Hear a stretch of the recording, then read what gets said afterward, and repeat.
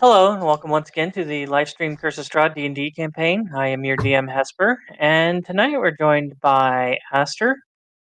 Oh, hello, I'm Aster, and I'm playing the Thief King's delinquent son Ryan, who's totally not a ninja. And Cados. Hi, I play Raine, the half-elf bard And warlock. Sorry. Sorry. And Feugy. Oh man, that was What terrifying. the hell? Yeah, that was Baba. I play Remy. Hopefully, I won't forget my name this time. And Lani. Hello. Oh, I play Roux. Mom's kingdom. And Khaleesi, who may or may not be preoccupied. Hi, I am a sloth that sleeps. Same. Do you have a name? I do. My name is R. So but you have to say it in the French accent. Ah, Yeah, wait, Okay, so what? I'm like you're rolling Spanish here. What? Ah. Ach? Yep. I hate it. Good. Well, hopefully, Ack is not very, intuitive and preoccupied. Hey, Hesper, while I got you on the horn, what is our pop's name? Did we come up with that? Not really, no. Everybody in this underworld or whatever generally know of him as the Thief King. Do we want to come up with a first name for him? Because I got one. I don't care if that's what you guys want to do. Rasputin. Rasputin. But that's Russian. I like the idea of us just having general Slavic and European names and stuff. But I guess the only thing I don't like about that is the actual Rasputin I know of was a D-bag and really evil and not at all Yeah, sexy or charismatic. So true. Well, you guys can brainstorm on that some more if you guys decide you want to actually give him a name. But as it stands, no, not really. Robitussin. Rheumatism. Rheumatism. Hey Hesper, tell us what happened last time. That's what I'm trying to get to, but So, anyways, speaking of your dad, you four were sent out on essentially a quest to figure out why shipments of goods and trade has stopped between the city that you guys came from of Feldnitz and the city that you guys are currently finding yourself in of Dunreen.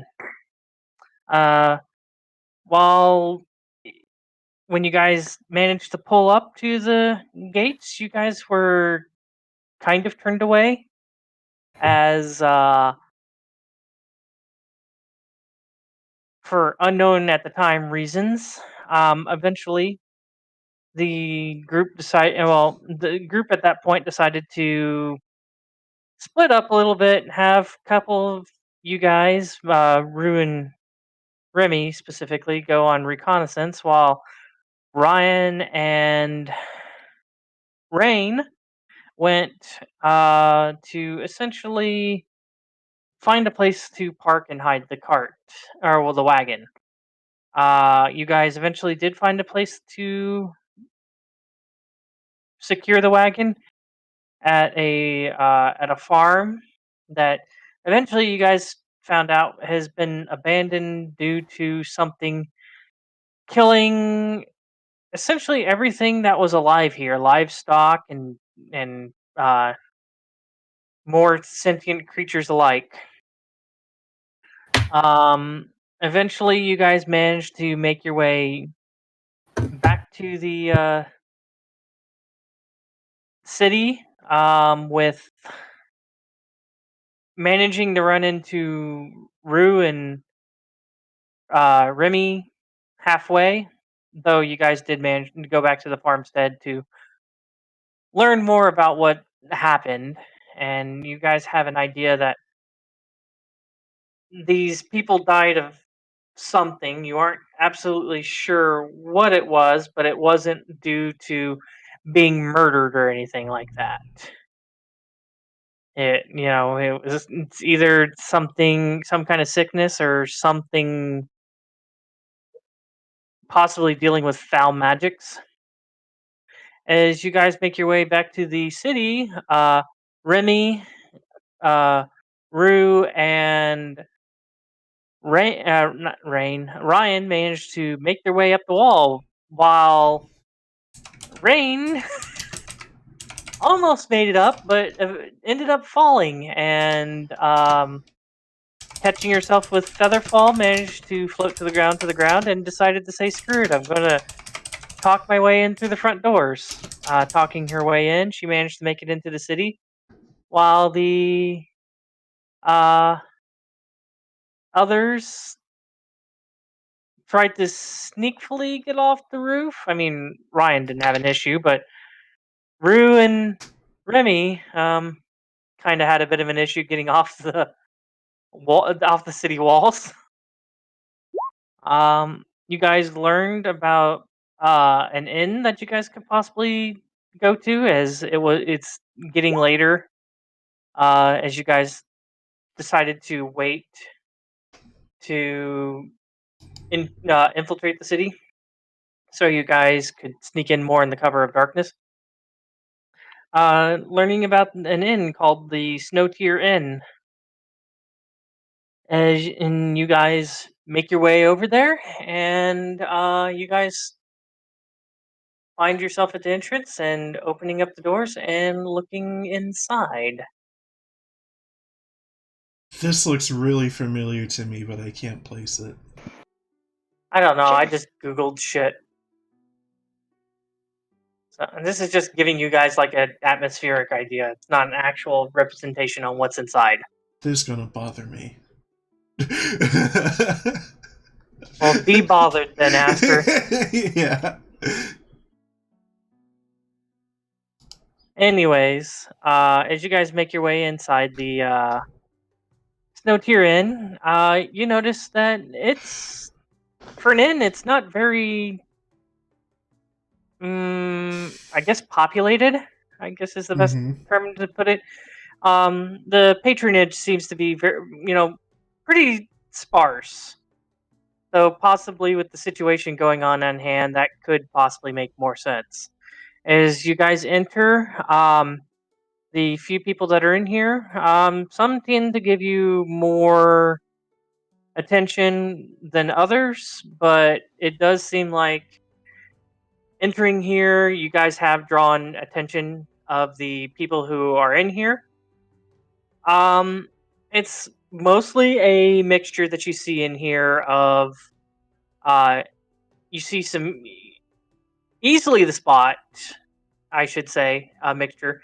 It would be you see some humans, some dwarves, a couple of gnomes, and a couple of half elves. Those are the ones that stand out to you as being easily spotted. You don't know if there might be some more diversity among that, but just generally, that's what you can tell. The bartender seems to be an elderly dwarf, as he stands behind the bar, cleaning uh, a. Looks like he's cleaning a flag, a flagon out. You can tell looking behind him. Not only is it meant for serving drinks and food, but also has places to keep like leisures and keys for rooms and stuff. The room is it's a pretty good size. There's probably, looking around, oh, I'd say about enough space for like 15 pretty decent sized tables that would fit about 8 people per table.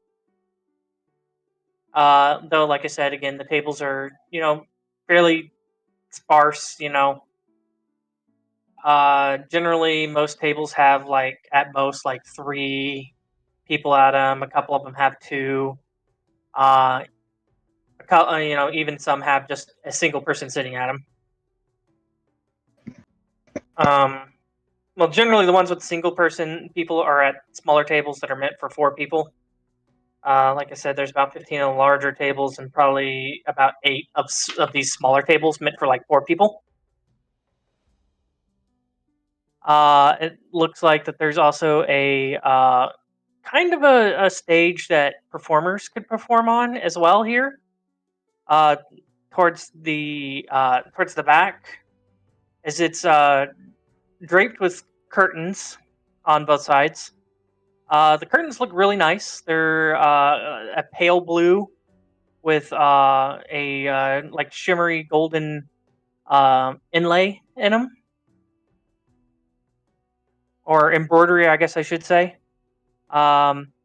So with the way that they're kind of pulled aside and held, you can't really tell exactly what the design is. Just that you kind of catch occasionally from the lights a kind of a silvery glimmer.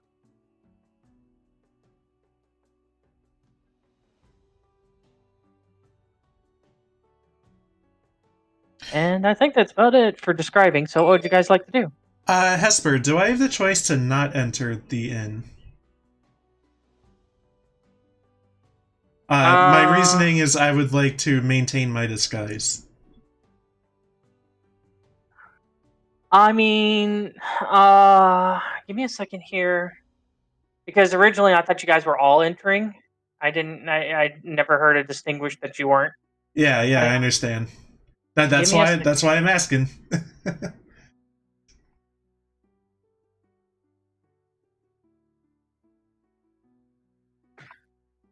I'm just checking something. Yeah, if you tell me no, I'll work with it. Yeah, I would say that people could probably make out your shadow in the back, but you could possibly. I would probably need you to pull it off as a performance check to see if you can fake people into thinking that you're walking by, you're not actually going in. If that's what you're wanting to do, if you're planning on ditching and to go change into a disguise or something. Yeah, that sounds good. Okay, so, can you go ahead and roll me a performance? Yeah, you're pretty confident. You don't show any signs of not knowing what you're doing. Is you just kind of make it look like, oh wait, this isn't where I need to go, and you just kind of turn, kind of keep yourself hidden in the shadows. Not very, not anybody seems to pay mind. You don't draw any attention from any of the patrons that you can tell of. Looking around the outside of the inn, are there windows? Windows, yes, but they're kind of, when you got it warm inside and you cold outside, and you got that frosty condensation on the windows. Yeah. It's very much that. You can see light kind of dancing out and such, but it's very hard to see in or out. And you'd probably have to scrape the ice off of the windows if you wanted to actually see in.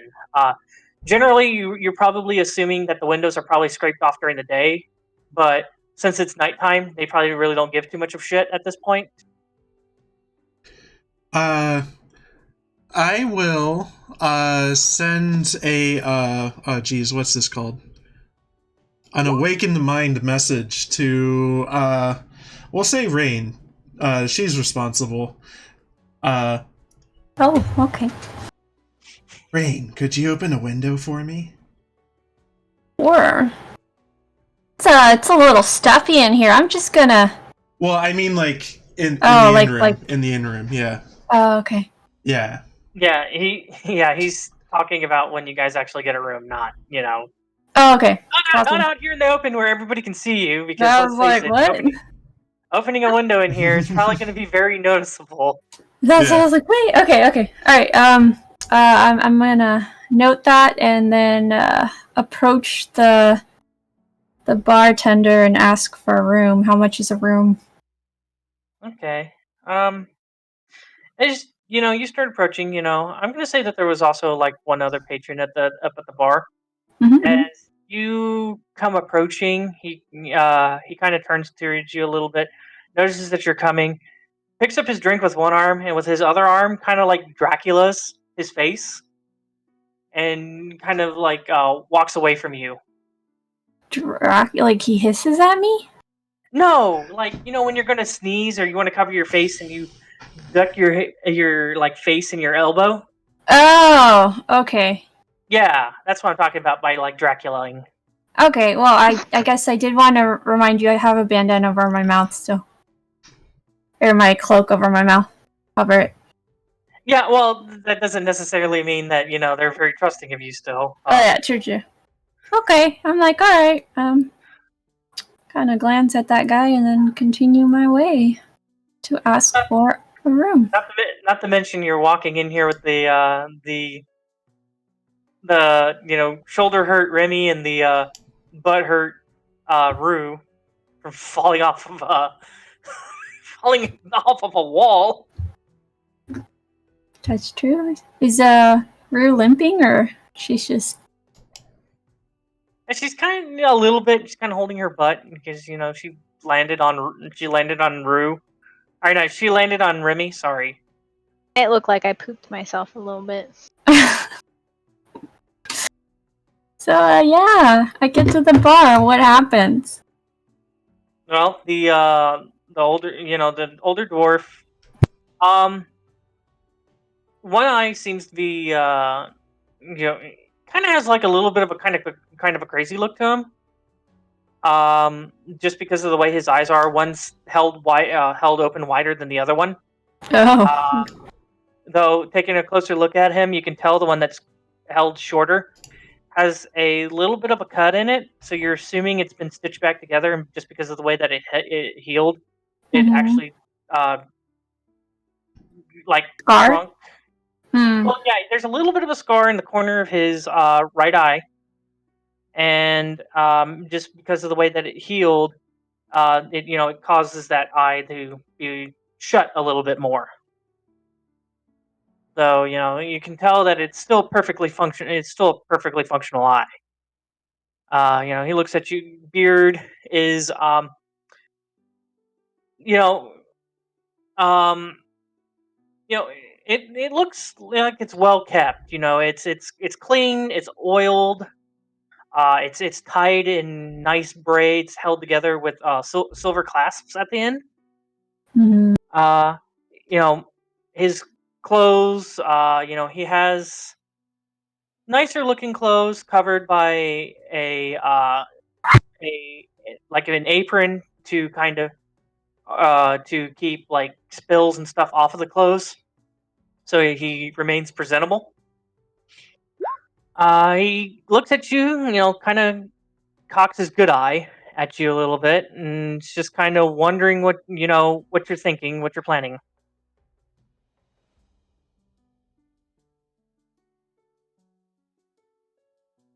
Sorry, repeat the last 2 minutes of your conversation after you talked about the beard, because I went to close the door. Okay. So he has pretty nice looking clothes on. They're not like fancy, but they're nice. And he's wearing an apron to keep like alcohol and food stains off of his clothes, so he looks presentable. Mm-hmm. And as you approach the bar, he kind of cocks his good eye at you, kind of widens it a little bit, and takes a look at you, and is just kind of trying to figure out what you're planning on doing. Because he can tell that you're not somebody from around here. Mm-hmm. And this seems very weird, especially under the circumstances that they're in. Mm-hmm. So he's looking at you pretty suspiciously. Well, hi. Obviously we're out of town, and I'd like to ask for a room for me and my siblings. How much is a room? Same. My question to you is, how'd you even manage to get in here past the guards? Well, funny story. I come from this other town. My father sent me and my siblings from another town to figure out why this town stopped trade. And in the process, I found out that there's some sort of disease going around. So me and my siblings are going to try to figure something out and help you guys out. But that would require us to stay a couple of days. Hence, we need a room. Well, let's see here. And he turns around behind him and he picks up, it seems to be a pretty heavy ledger, pushes some glasses out of the way, sets it down, flips it open. You see him rummaging around a little bit under the desk, and he's like, "Ugh, ah." And you see him pull up like what essentially looks like a pair of reading glasses as he puts them up, and he starts looking over the pages. Like I said, getting a better look as he's looking through the pages and stuff. You can definitely tell he's quite aged. As you can see, his hands aren't as full as they once used to be. You can see for a dwarf, they're quite a bit bonier. Mm-hmm. You're definitely assuming this has more to do with age than being sick or anything like that. You watch him as he's flipping through the books and reading, trying to see what he has available through his ledgers. Mhm. So, how many of you are there? How many are we? 1, 2, 3 of us. 3. Let's see here. And we can share a room. It's fine. Okay. Let's see here.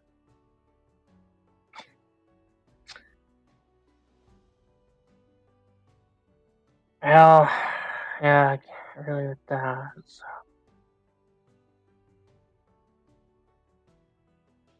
Yeah, I guess that's gonna have to be the best room that we have. So we got a room. It's normally meant for 2 people, but you can squeeze 3 in there. Okay. Let's see here.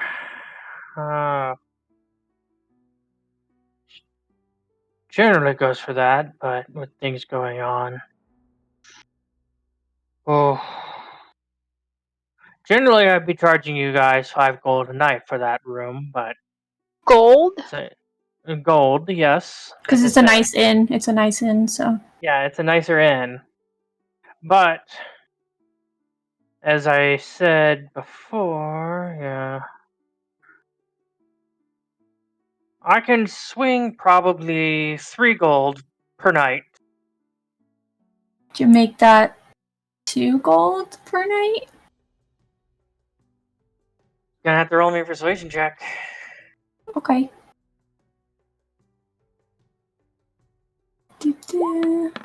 Oops, I did not mean to do it at advantage, but Okay, I'll take the left number. based on circumstances. I'm glad you took persuasion because I sure didn't. I took persuasion, but my perception shit, so I had to make some choices.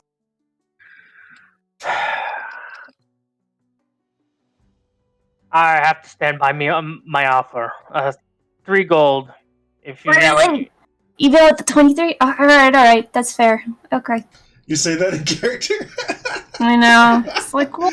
Even with the 23? Not sure what you're talking about by a 23. I mean, if you're wanting to give me 23 gold pieces, I won't deny it. No, I'm good. So. But, as I said, 3 gold, that's as low as I can go. I'm already giving you a discount on what the room would normally be. If you have an Okay. issue with it, you can go over to the... Yeah. You can go over to the Hanged Laughing Man.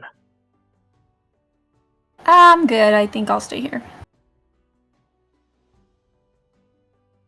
Alright. Alright, I'm gonna hand over the 3 coins. And by the way, how much is a dinner per person, plate-wise? And a drink. Let's see here. It's about 8 o'clock. Well, yeah. He's like, well, with things going on the way that they are, usually don't, especially with curfew coming up here in about an hour or so, we generally stop serving, preparing fresh meals about an hour ago. So, You don't happen to have any cheeses or bread with you? I mean, probably scrounge something together, but I wouldn't call it a normal meal. That's fine. Food is food. Let me see what I got.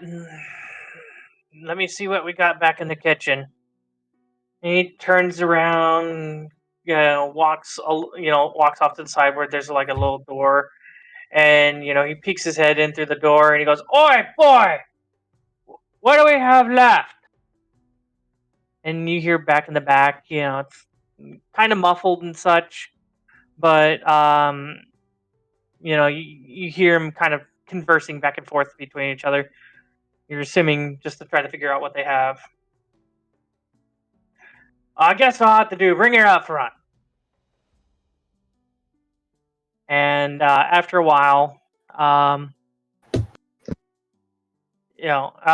he does that, he turns around to you and he goes, "Well, go ahead and take a seat at one of the tables, and I'll have it brought out to you.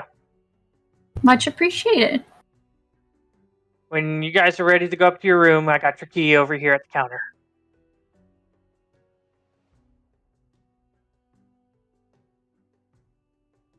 All right. Well, I go sit down and wait for some food. Mm-hmm. Okay. You doing the same, Lani, or are you just standing there like a bump Yeah, on the no, log? I'll go sit down as well. Okay. So, which table are you guys planning on sitting at? The one that has room for 3 people. Are Away any from of the them other. completely empty? Yeah. Well, like I said, there's 15 of the long tables and 8 like smaller, like kind of round tables that seat about 4 people. The long tables seat about 8. Kind of a mixture. The long tables have occasionally like 3 or 2 people sitting at them. Like I said, not all of them are filled up. Uh, the smaller round tables, there's a couple of them with just 1 person, maybe 2 people at them, but it's not very full. Yeah, we'll sit on a round table, and then I'm gonna set aside some of the food so I can give it to Ryan when we go upstairs. Okay. Oh, shucks.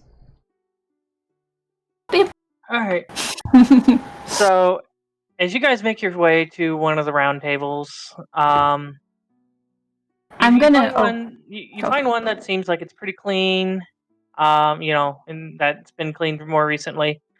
It was sitting next to another table that had 2 other patrons sitting at it.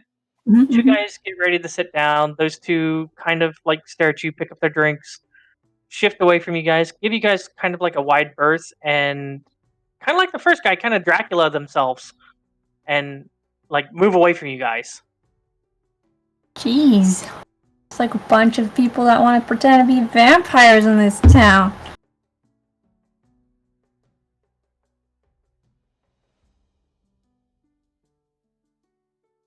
I am gonna be like, is it snowing outside? Right? It's snowing? Very, it's lightly snowing, yeah. I'm gonna discreetly put some food in my bag, and then I'm gonna go up to the bartender. I haven't told you guys that the food has come out yet. Oh, okay, dang it. Okay, sorry. Yeah. I'll wait. I'm gonna wait patiently until the food gets here so then I can quickly get that key because Ryan's outside in the cold.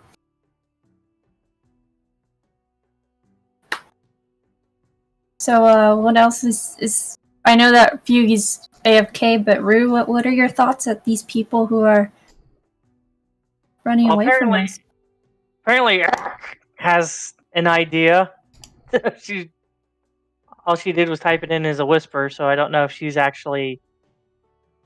Oh, Khaleesi, I'm sorry. Oh, that's okay. Yeah, whoever's next to Remy, or because he's not here to hear me. Oh, He's not paying attention to me, so I whisper that they think you got the plague. you can talk, right, as a little sloth? I can talk. Yeah, okay. I would normally like, hey, maybe this is it.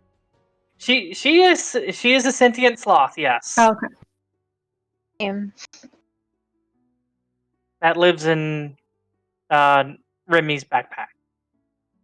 I'm gonna nod discreetly and say, yeah, okay. Well, see what we can do about that. In the meantime, at least people won't bother us with too many questions. Yeah. Well, you know what? Yeah, I guess I'll have Feugy roll it when he gets back too. But the other two of you, go ahead and roll me perception checks. Oh my god, I'm terrible perception. I'm so My tired. character sheet is loading. Oh, never mind. I was on bio and there's nothing in there. Alright, I'm back. I think that was a close one. He really had to go. Good, Okay. good. Welcome Welcome back. back. Go ahead and roll me a perception there, Feugy. All right. Well, I mean, They're not being very subtle about it, but you can definitely tell, especially Remy, that you guys are being watched by the other patrons that are here in the bar. It takes a little while, probably about 5 minutes or so after you guys talk to the barkeep and sat down, but eventually you see a younger human male wearing you're assuming must be the cook or something like that. He's wearing um you know he's wearing not as nice clothes as the guy as the barkeep, and probably more than likely the owner of this establishment. He's wearing an apron. It's kind of stained up from like little food splatters here and there. A little bit of like probably like some kind of red sauce or some, or maybe even some blood from some meat or something like that, and being cut up or whatever. Definitely not as clean as, like I said, the guy behind the bar, but definitely um, is presentable, I guess, as a cook can be. Um, he comes walking up to the table. He has a platter, and he has kind of a limp to him. He kind of hobbles along. He eventually makes it up to the table, and he sets down the plate. Um, it's you can definitely tell that this isn't like a fresh cooked meal. This is just like stuff that's been like cobbled together as quickly as it can. like some cheeses and meats, like cold meats kind of thing. Uh, yeah. There's some like cured, like doesn't have to be cooked meat. Yeah. More like cured dried meat. Just kind of like little snacky, more like things Yeah, like appetizers. than anything else. Like Yeah. salami or prosciutto. Yeah, but it's not like it's not like super well presented like you would assume like a finer establishment would be. Like he just pulled it out of the fridge and gave it to us. More like he just grabbed whatever he could and just kind of put it on the plate. Bold of you to assume there's a fridge. Yeah. Right. Well, I mean, it's cold, so just stick it in a box outside and it should be fine. Mm-hmm. Okay. As he sets down the plate, and he tells you that let's see here. I was told that altogether, enough for all three of you that at least have something to eat and and drink. As he sets down the flagons. not quite sure what's in the flagons. And he tells you, altogether it'd be 2 gold. Okay. We're here. I'll take care of it. Oh, okay. And Thanks, I Remy. hand him 2 gold. Okay. He goes ahead and takes it and kind of like bows to you and he says, "Thank you, kind sir." And as he kind of turns back around and kind of like hobbles back to the kitchen. Like I said, a lot of the patrons are still kind of really keeping an eye on you. And he hobbles back over to the counter, and as he does, the bartender walks up and he puts the 2 gold into the bartender's hand and walks back into the back as the bartender goes and or the owner, whatever you want to call him, walks over and you can tell he's putting the gold like into like a safe box or something like that. Like I said, it's testing it out and stuff. It's definitely old bread. Like it's towards the end of the day, it's not fresh bread or anything like that.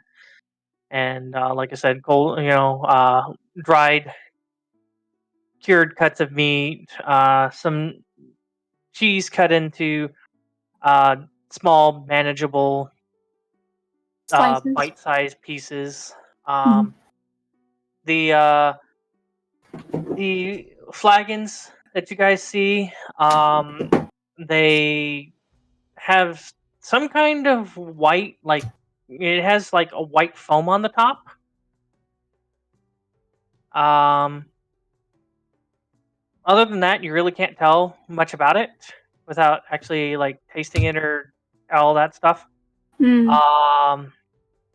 See here, I'm trying to remember here if there's anything else.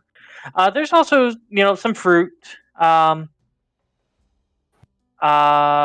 Mostly dried fruits that have been dried to be preserved for over longer periods of time. Not like fresh fruits or anything like that, but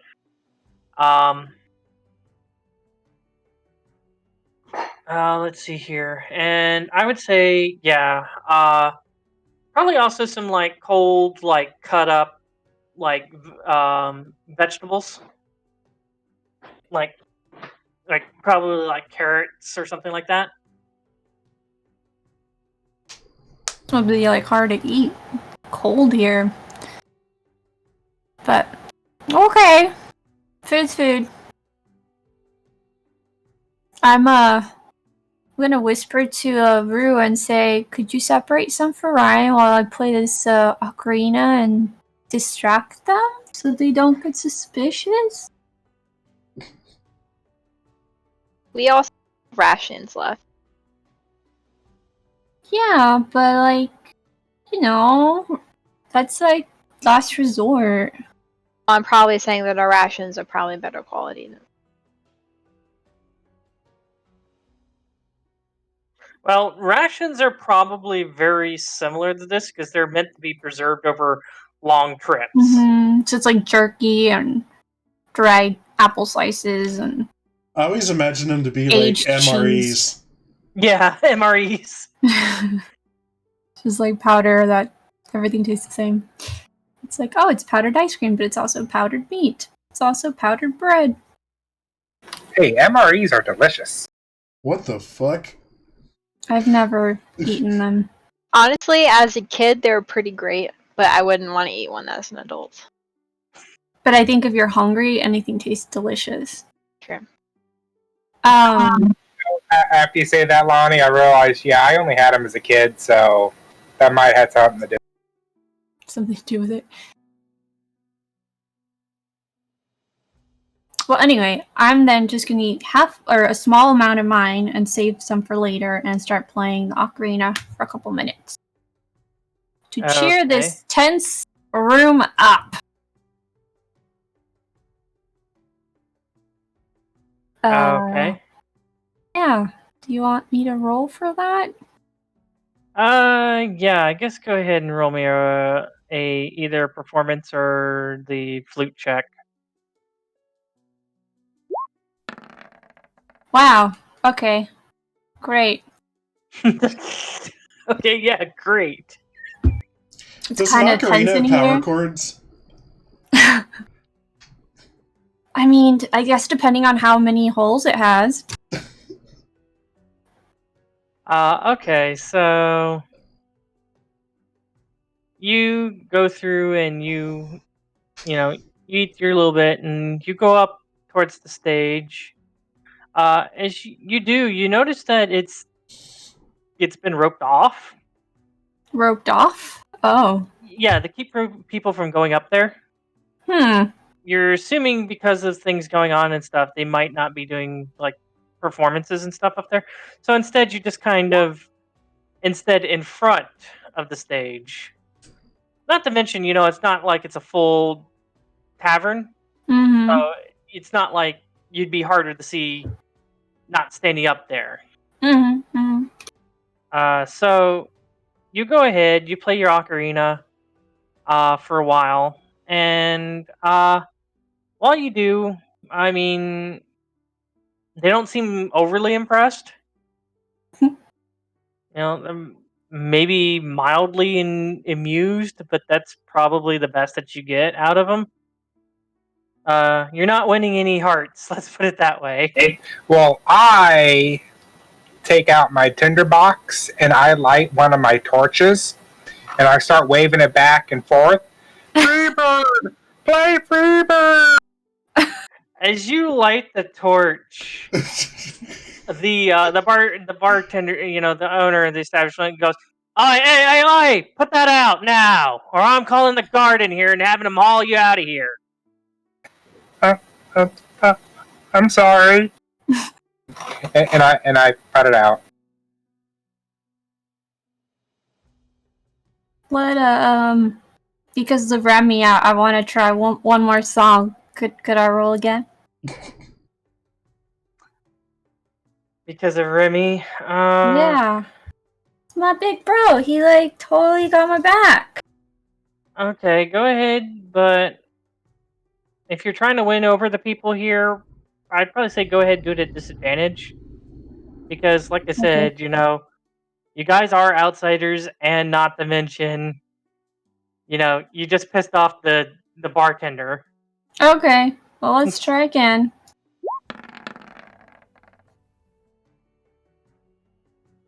Okay. It's better. Passable rendition of Freebird.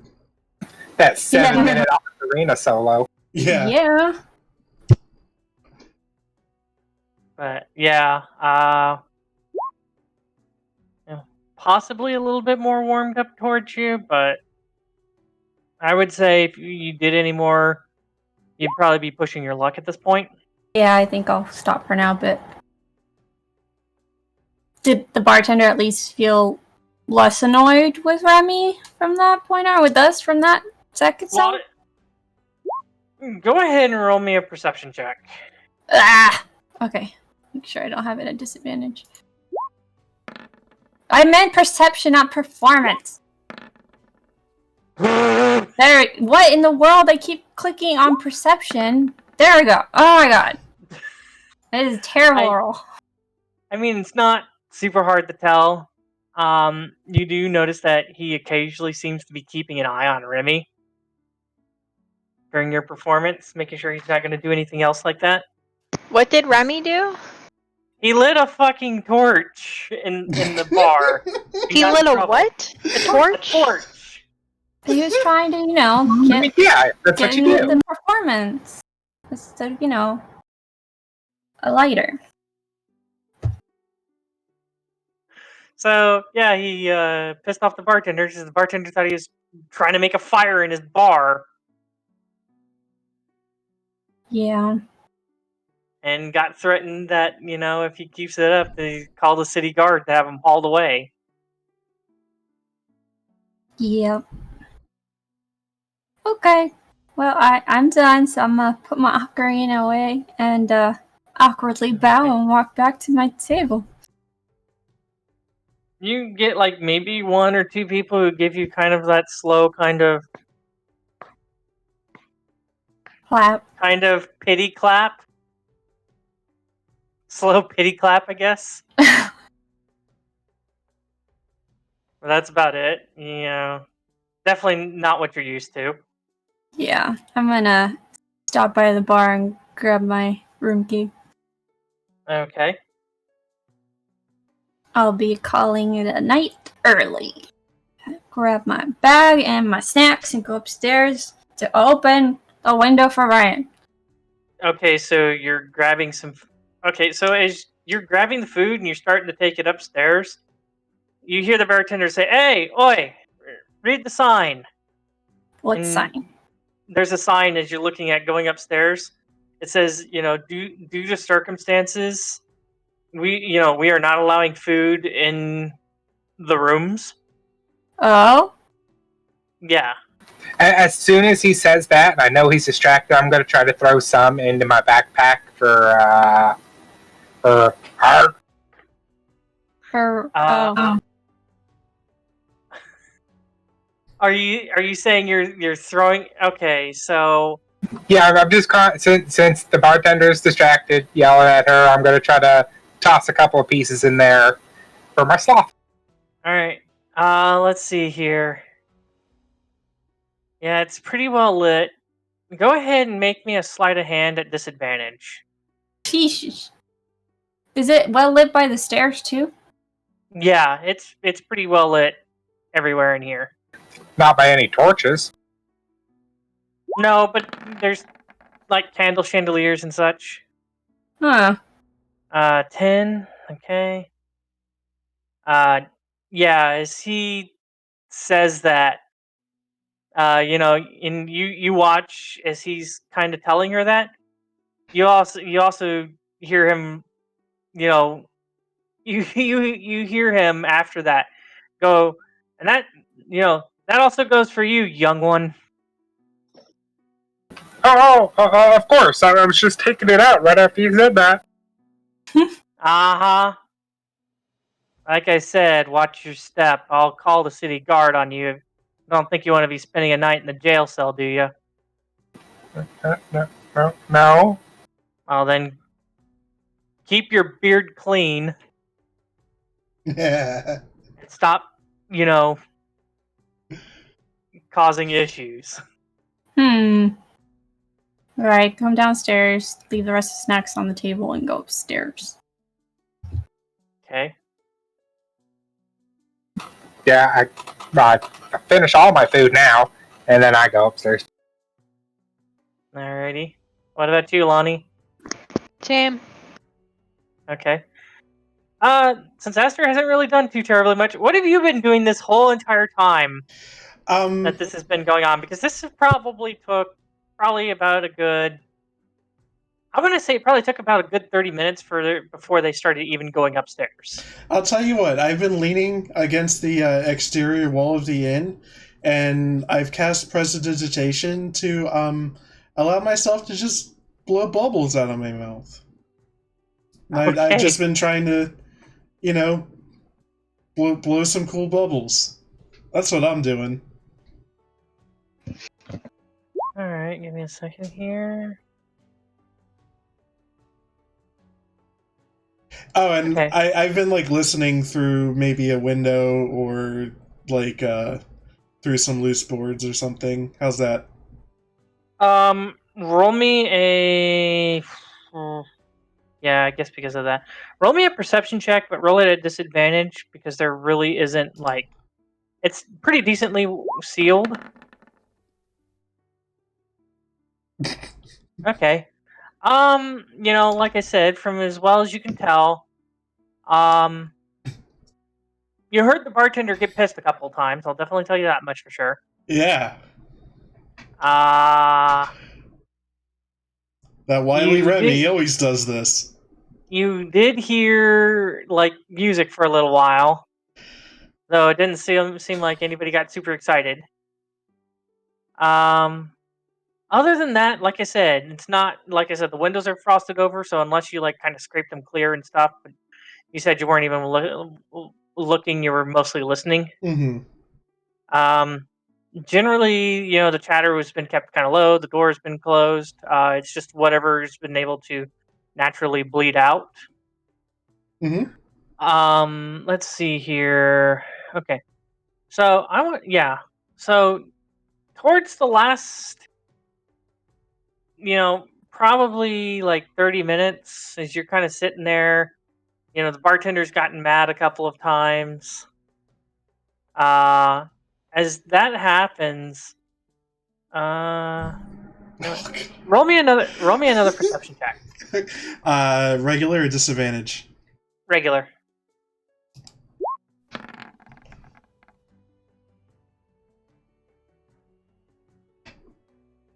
Okay. As you're sitting there, you're blowing your bubbles. You're trying to listen. You notice around the corner, coming, down one of the streets. You notice a couple of figures. Um, yeah, I'm gonna say about 3 figures. Um, they all seem to be holding lanterns. Looking at them, they're holding lanterns. Judging by the way that they look, it doesn't look like somebody in the shady business. Looks like it could possibly be like possibly the guards. Um, Uh, the moment I see lantern light, I think I immediately shadow step over to a roof and okay, like lay down. Go ahead and roll me a stealth check. Okay.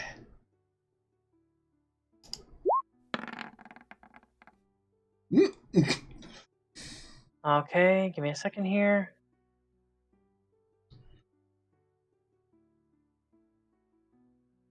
All right. So as you watch, as you realize this, you do a quick um you jump to your feet, make the realization, look for somewhere that's going to be good for you to bamf to, and you teleport up to a nearby roof across the other way. I'm gonna say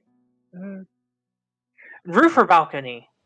Which one do you think you would much rather try to aim for? Uh, I'm thinking probably a roof. Roof. Okay. So I'm just trying to figure out here like distance and stuff, and as you do that and you kind of like disappear up, and laying low again, kind of just hoping that nobody noticed you. Mm-hmm. You watch as the 3 figures start getting closer. They had the lanterns up. Looks like that they're looking around.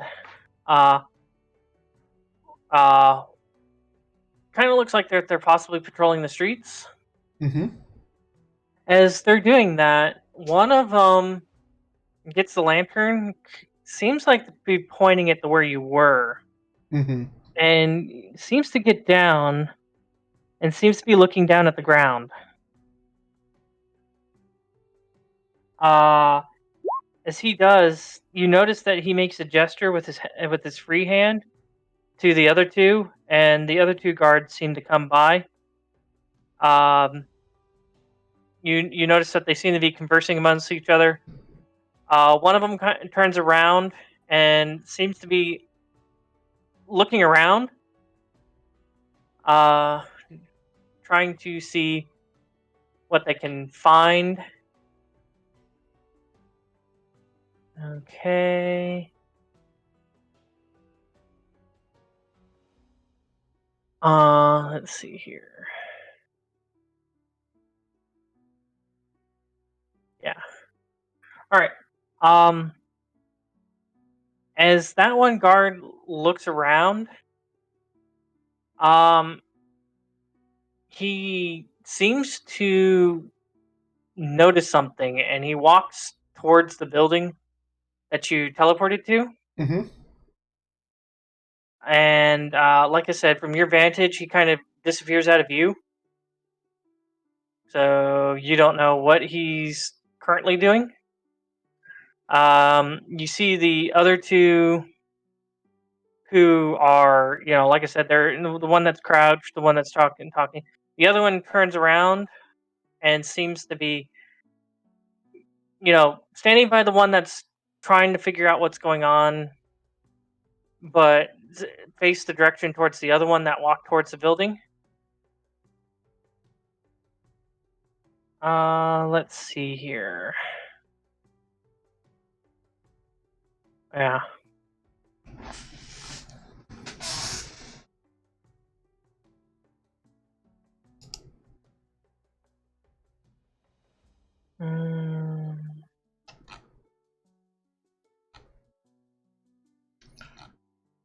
I might have something. Give me a sec.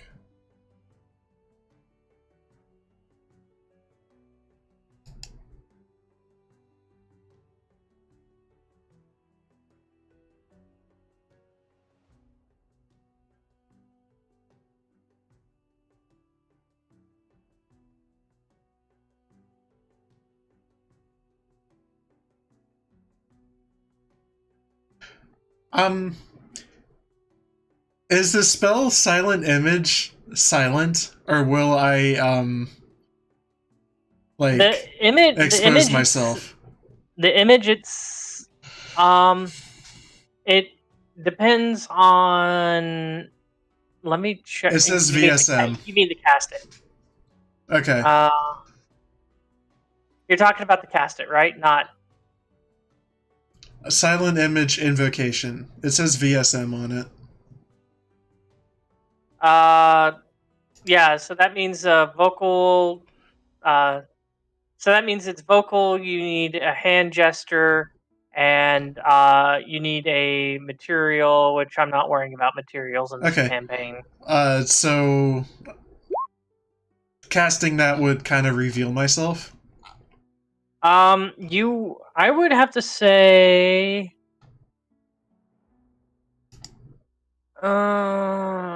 yeah, I would have to say you'd probably have to roll another stealth check, and especially since they seem to be alerted, to trying to cast it as silently as you can.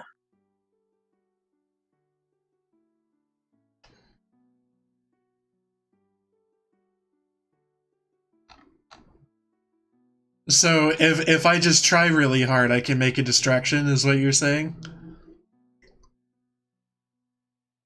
I'm saying you might be able to cast that without them coming to a quicker realization, or a realization, depending on the situation that you're there, if that's what you're trying to do. I'll hold off on that. I don't feel like I'm in enough danger yet. Okay. So, like I said, they seem to be there for a while. And after a while, you do hear towards the back of the building, because I would say they're not trying to be very subtle about it. You do eventually hear towards the back of the building. It sounds like the clacking of wood. So you hear it kind of like land up against something, and then eventually, after a while, you hear it's like wood creaking. Okay, I'm gonna try it. I am going to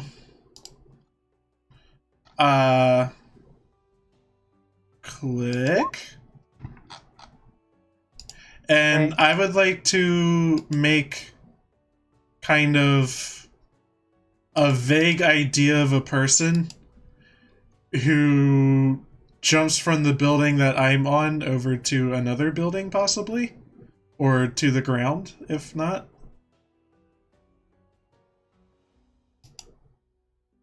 Okay. Do realize that it is silent image, so it's not going to make any sound or anything like that if it hit the ground. So I'm just letting you know. Yeah. So what are you trying to do exactly? I guess I want. It. Are the two guards who aren't like totally aware of me, like, are they within 60 feet, more or less? Let's see here. I'd say it's 2 stories, so that would probably mean you're probably about 20 feet up, give or take. Yeah. Angle of the roof and stuff. Uh, so and then the streets are probably about a good. I'd say they're probably about a good maybe 15 feet wide. It Mm-hmm. seems about a good width for. Well, actually, no. Let's make that 20 because I'm trying to think here, like fitting wagons and stuff through. So about 20 feet wide. You're about 20 feet up. So should be if you drew a straight line from where you're at to them, it should be about 20 feet.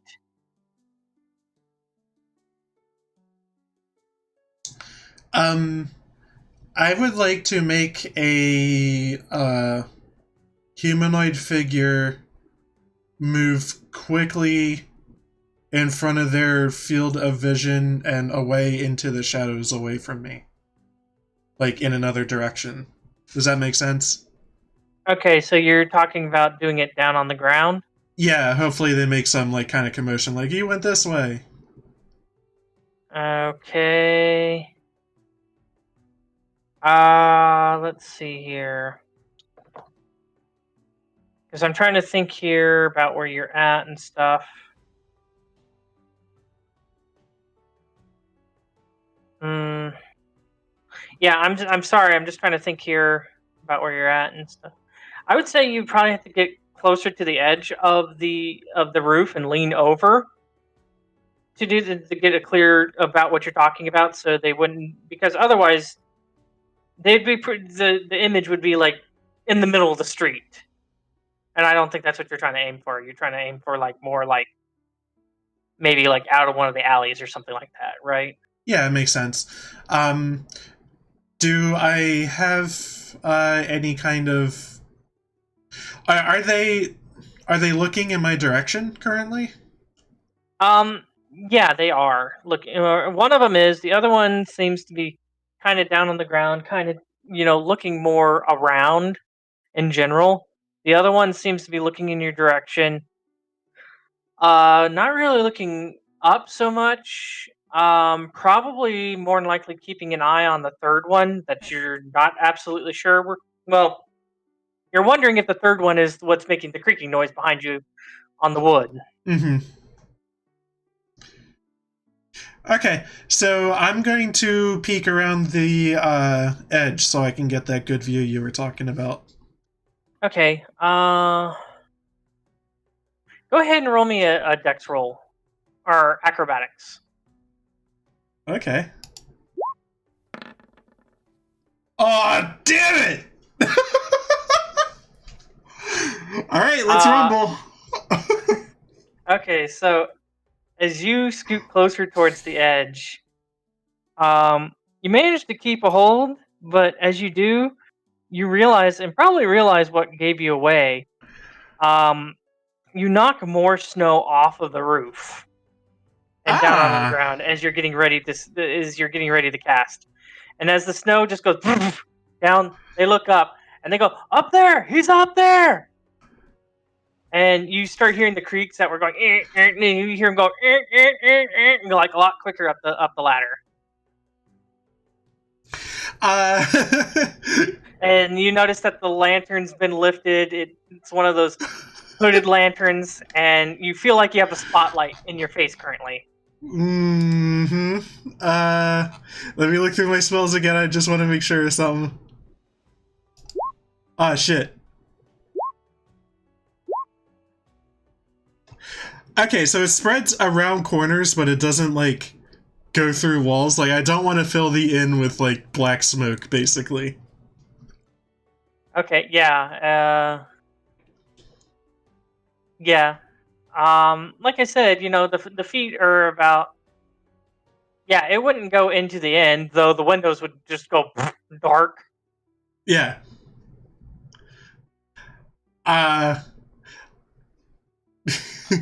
I would like to envelop myself in magical darkness. Okay, so you're okay. 2 key points, right?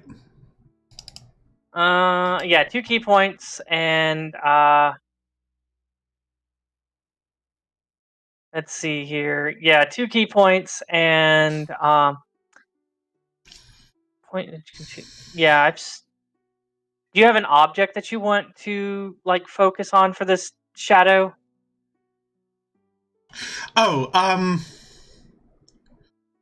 Or the darkness, sorry. how's this? I'm gonna cast it on the 2 guards on the ground level. Well, let me tell you something. I have heard of this, and it does sound like an idea. I mean, granted, this is a DM, but I'm thinking since it's been so long, I feel like I can help you out a little bit. I would with this. appreciate it. I have seen, and I would agree to it. Like a monk who's done this before. They've done it with silence, where they had casted silence on a dagger, and they threw the dagger to the point. I would say if you wanted to hold something like that and use that as your point within range. That sounds great. I'll do it with a dart. Okay, so you hold up one of your shurikens and you focus that. So there's this 15-foot radius of darkness around you. That's what you're trying to do? Yeah. Okay. All right. So as you do that, you hear the guards starting to panic. Uh-huh. Because all of a sudden it's just like there's just sphere of darkness around you. Let me see here. I need to check something else now. I am what goes bump in the night.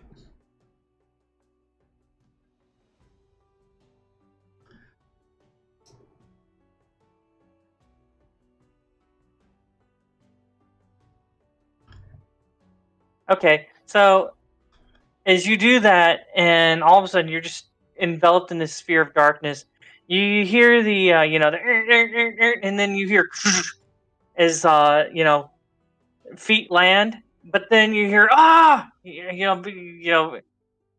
can't see because the other guard that's probably up on the roof now.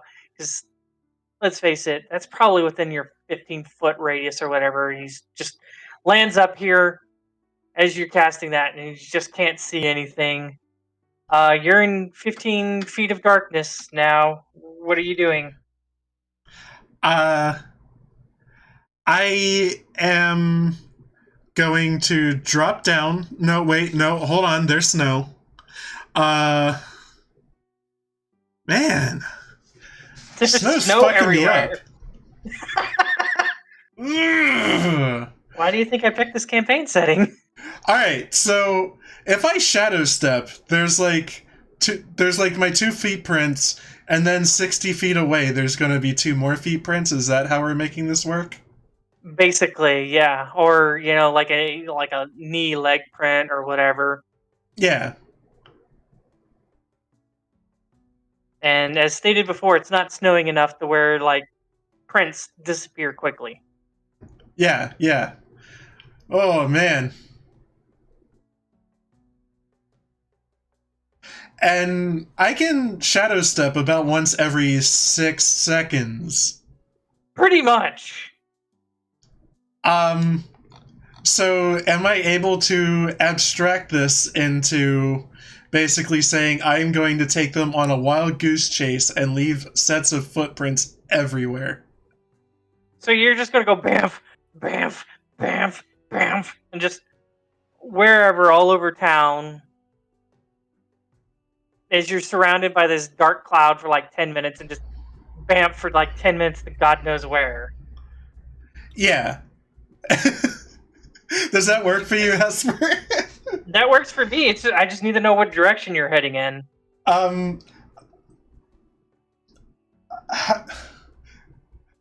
Give me a cardinal direction. Oh, I was gonna say west? conveniently maybe this is the time that Raine opens the window. Well, No, you don't like that? Okay. I like I said, I'm playing this out, and Yeah. you know, I'm like I said, this happened towards the end as they were starting to head upstairs. Mm-hmm. You know, they got to get to the room, unlock the door, get in there, put all their crap All right. down. All right. All right. So I don't think I really know it's in any direction, so I think I will head vaguely north. I like north. All right. You like north, All Hesper? right. North is fine. Yeah, let's go north.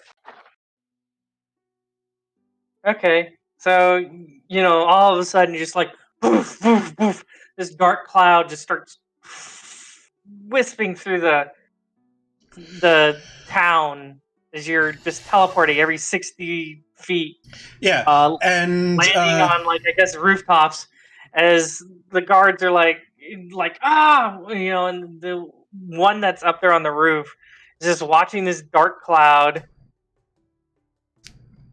He kind of has an idea of which, well, he knows which direction he went. Kind yeah. of just watches this dark cloud just bamfing north. Yeah. And at some point, I throw the shuriken further north, so the dark cloud just like goes That farther way, and north, and then I split off from it and go a different direction. which way are you going? We'll say west. West, okay. And let's see here. As you so you're throwing the dart north, and then roll me a strength or an athletics check, your choice. Because I'm assuming you're trying to chunk this as hard as you can. Yeah, I guess. Here we go. Oh, that's a save. I'm sorry. Athletics is also a 1. So, they're all 1s. Yeah. Okay. So, yeah. So we take that off. 12. Yeah, you know, you throw it, you know, probably the 60 feet or more that a dart will go. Kind of like up at an angle, so you get it to go further, and it just goes as your you know, shuriken just goes flying through the air.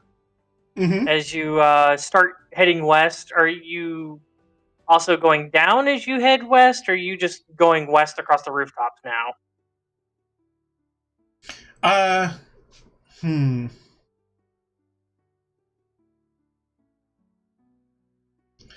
I think the best way for me to kind of approach this would be to head back to the streets and kind of be a civilian as best as I can.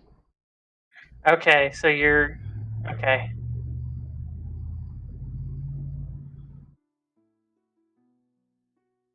Okay.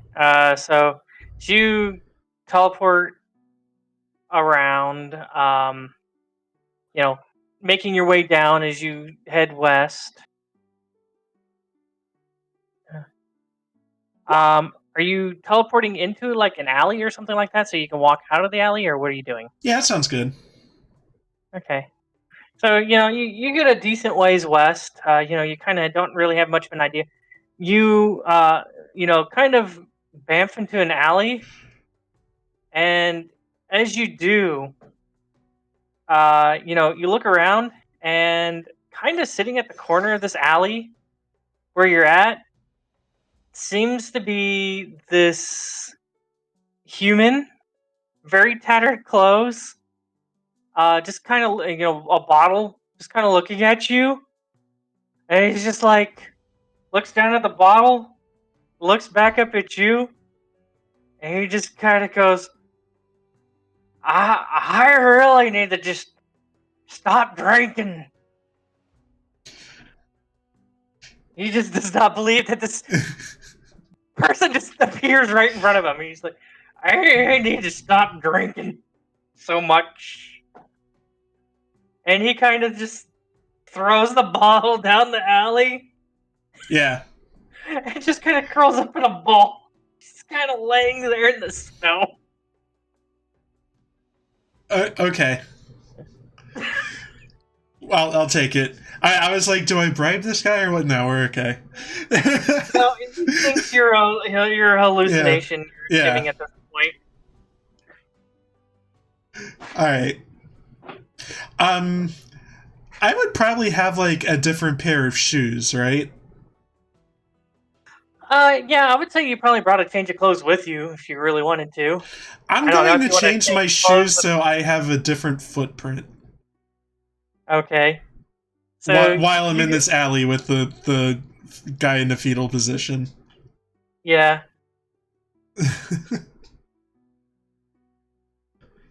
You know, as you're doing that, you know, you're changing probably out of like your ninja boots or whatever into like. Mhm. I think you probably brought your fancier clothes with you. Yeah. So, you know, you're changing out of those, putting on your fancier boots and stuff.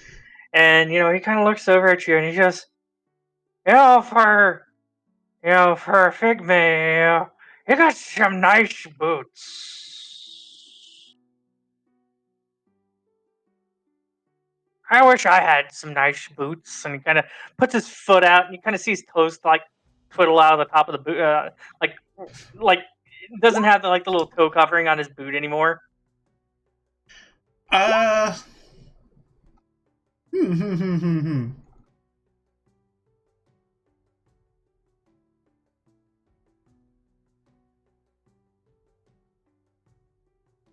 Fuck it, I'm taking a nap soon. I'm going to silent image a shoe on his foot. You're gonna make a boot appear on his foot. Yeah. Oh, silent image is an invocation. You can cast that as much as you want without any issues. Aster. Good. Yeah. So yeah, he does that. And yeah, I'm not even having him roll an intelligence check. He goes, "Oh, that's a nice boot. My toes still feel cold, but that's a nice boot. Thank you, Mr. Figment."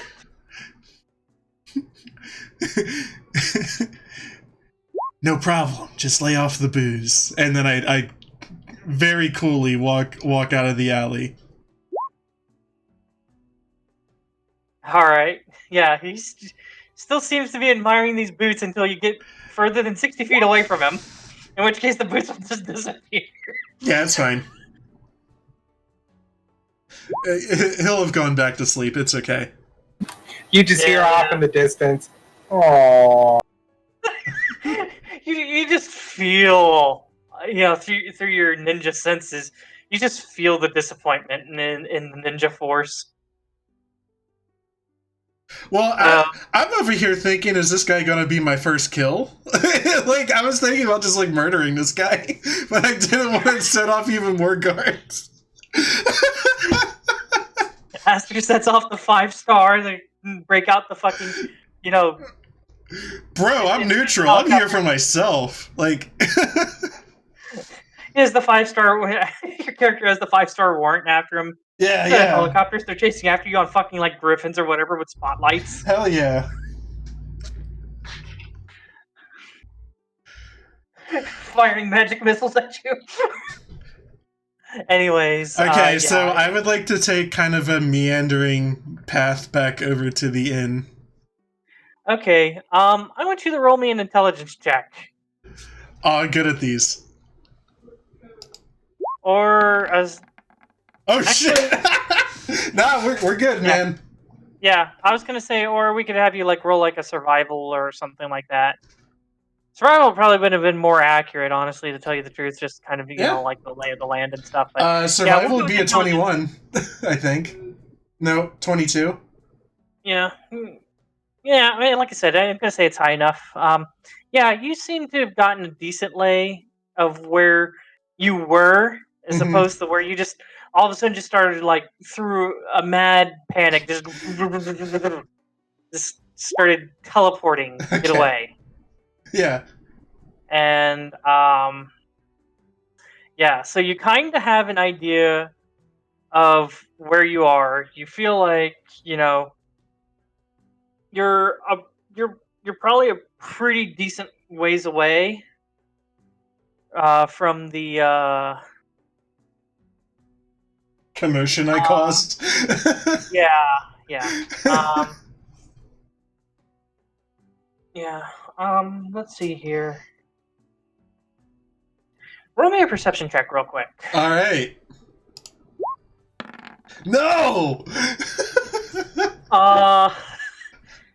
Yeah. Okay. So from what you can kind of tell where you're at, you know, you're not entirely sure what district you're in. Let's put it that way. All right. You're not sure, like, other than that there was a homeless guy here that you made boots appear on his feet until you walked further than 60 feet away from him and feel the ninja force of disappointment. I mean, no, he's not lost. He just, can't really, as he's making his way back, he doesn't like, if somebody's like, oh yeah, the whatever district, Aster can't be like, oh, I was there. I know exactly where that is. Oh, okay. So this is like my ability to remember where I've been. Is it kind of as you're walking and processing information of like where you're at? Yeah, kind of. Like for future reference, like, okay, I'm here. How do I get back here? If I get, if that happens again or something. Yeah. But like I said, you were able to, where you're going. It's just. All right. I think I see what you're saying now. Yeah, it's kind of like you're driving your car and you just kind of zone out and you just kind of forget, and then all of a sudden you're where you're supposed to be, but you don't remember where you started. In between of where you started and where you ended. Hesper, I just want to say that That's so concerning. far. I just want to say that so far this has been like a little bit too real for me. This whole campaign.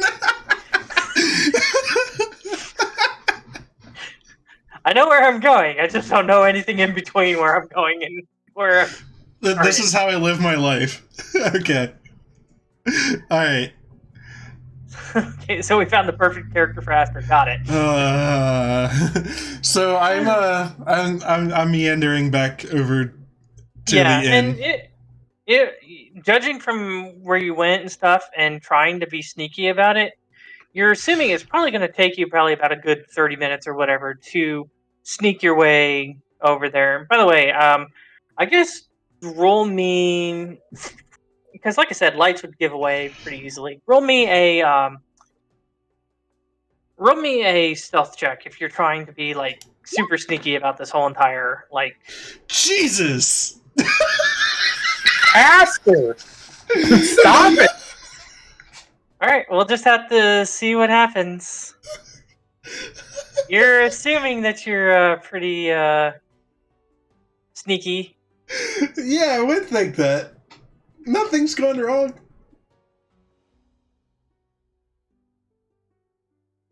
Okay.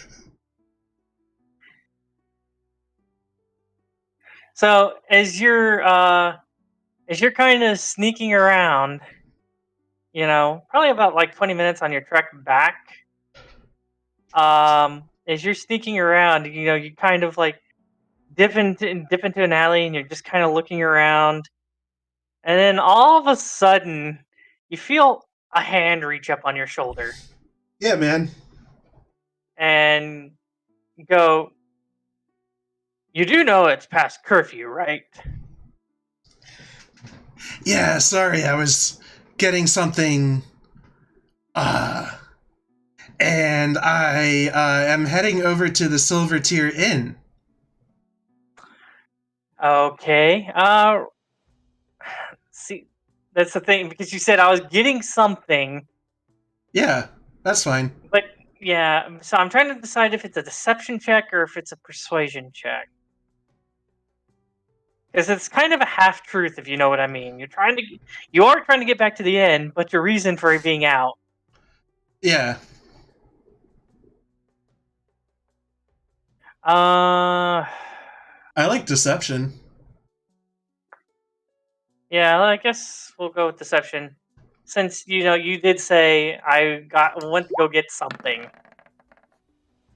Okay.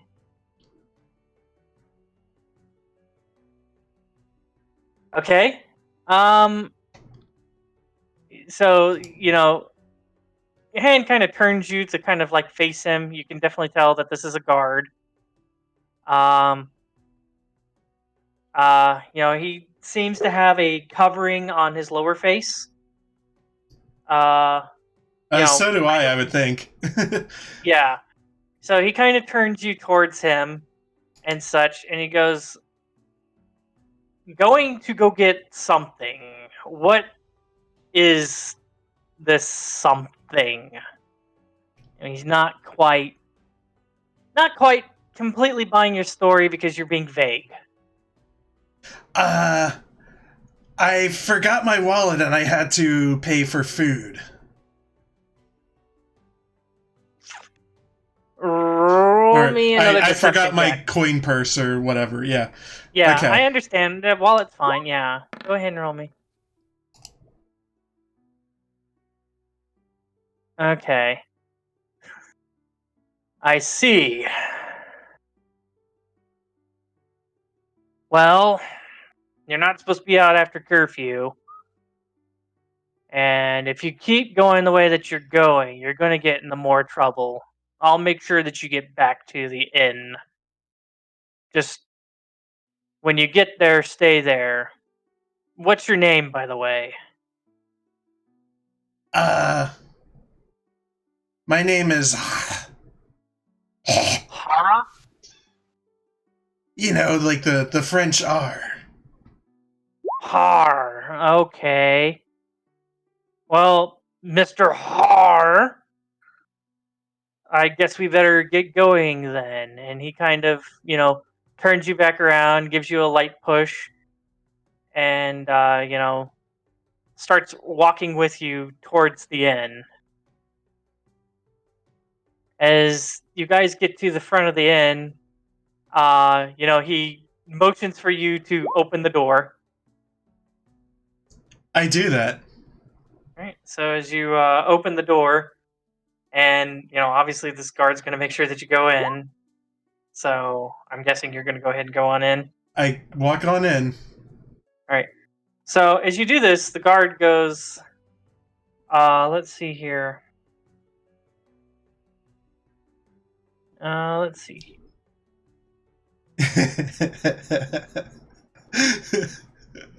all this effort, all this time, just to go in through the front door like everyone else. Yeah. So, anyways, you hear the guard speak up, and he goes, "Ah, yes, Master Silverbeard. We got a patron of yours who is out here during curfew, a Mr. Har." And he looks very confused. The one that he called Master Silverbeard looks very confused. I would like to walk up to him if I'm able to. And I would like to hand him, we'll say, 25 gold pieces and say, "Here's the money for the food." Okay,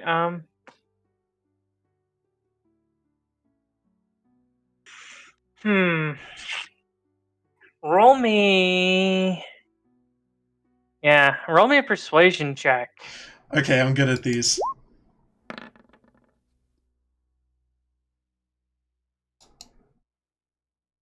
Let's see here. Oh. Okay. Hey, I have a comment real quick. Shouldn't it be an advantage because dwarves are very greedy? That's a I mean- stereotype and racist, by the way. Yeah, so I think just kind of hinting there, I think you should roll one more time and pick the higher roll. Why do you think... I almost said trolls. Dwarves are greedy. They are greedy. They love money. Says who? That's like the normal lore of it. And then look at it even in Lord If of the you- Rings. They like their mines, their gold, their jewelry. They hoard a lot of items. That's why dragons tend to like take over their mines. Because the dragons are even greedier than them. If you read D&D for dwarves, they have a strong bond of loyalty, and they also have what am I trying to remember here? They have a strong bond of loyalty, and they have an appreciation for crafts. It doesn't say anything about them being greedy, but they are, as Lani said, slow to trust other races.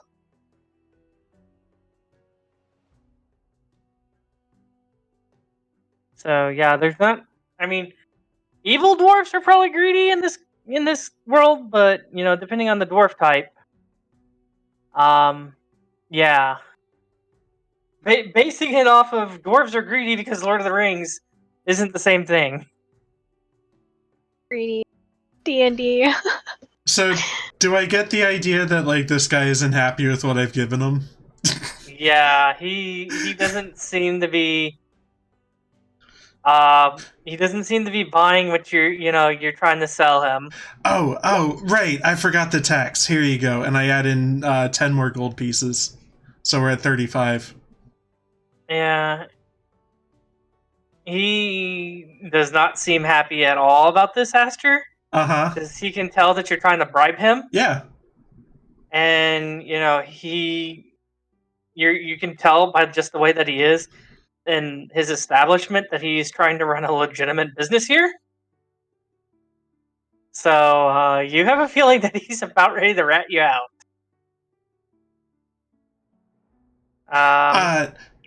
So here, listen. I know that we've been friends for a long time, and at this point I pull out like a makeup brush and like do some of like my eyeshadow or something, because that's part of this. I like that that's a thing. I'm sorry. I know we've been friends a long time. Can you just let me off the hook and let me go to my room? Oh my god. Okay, so does this require? Okay, so it just worked. Okay, all right. I guess roll a persuasion check, or I guess technically. I'm trying to decide if you're trying to persuade him or if you're trying to deceive him. Because are you actually like as soon as you go like upstairs, like going to run away or something like that? Probably.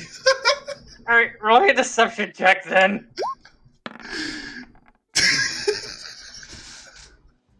It's an advantage, so roll me another one. Sure. There we go. Okay, so you do this incantation, put the little bit of makeup on your face as you're doing this. Yeah. And he kind of sighs and goes, "All right, fine, go." And you turn and you go towards the guard's watching you as you go towards the room. I'm guessing you're probably going pretty quickly here. Yeah. Okay, so I'm gonna say you probably get, up the flight of stairs, up to the top of the stairs. Yeah. Does it have a? No, it doesn't have a range. So probably as soon as you do that, and you get up to the top of the stairs, all of a sudden you hear the bartender go, Hey, what the fuck? "Yeah, you hear him. That man just used magic on me. Guards! And you guys are just all of a sudden you hear this commotion outside your room. By the way, you got the window open, waiting for Ryan to show up. By the way, Mm-hmm. and all of a sudden you hear this commotion. Yeah. Of guards! And you hear you hear all of a sudden downstairs that one guard who walked in seems to have like knocked open the door and is blowing like a really sharp, loud whistle. Zoot galore. So Aster's here and he's brought friends. Apparently, what are you guys doing? So he's in our room right now. No, he's like out in the hall. He doesn't know which room you guys are in. He's out in the hall, and you guys hear this commotion. The commotion? Okay. I'm gonna pop my head out the door. Do I see him? Let's see here. Well, that depends on what Aster's doing as soon as he hears them yell. What are you doing as soon as they hear guards and stuff? What are you? How's this? I throw one of my. Oh no, I don't know about this. That's kind of a calling card now. No, I think I just fucking like teleport like out of the building and like buddy, into the street. I have a plan. You want me to come to you? I want you to come to me. Can you make yourself I'm invisible? I'm Would I telling know? you that the hallway. You would know what he would be capable of doing. Yeah. Can you turn let me- invisible? Let me describe the hallway to it. So you're looking down this hallway essentially. There's doors on either side. Like I said, you've made it up to probably the second floor. This is about 3 floors. I am in like a constant state of option paralysis. Yeah. How's this? I have an idea. I would like to use Awakened Mind to message Roux and ask, "What room are you in? Hurry!" I tell him, and I'm immediately gonna crack open the door. Yeah, make like a sound or knock the door or something because you can't respond. So yeah, I'll tap on the door. Okay, well, I need you to roll then, since she's just tapping on the door. Are you constantly tapping on the door, or are you just tapping a couple of times? I'm gonna constantly tap at the door, quietly, but if you walk by, you're gonna hear it. Okay, well, you got the guards, all this stuff going on, this commotion. I need you to roll me a perception check at disadvantage, Aster. Okay. Is you running down the hallway here? Mm-hmm. So you're just running down the second floor hallway? Whatever, man. Yeah, right. I guess. All right, so you're running down the second floor hallway.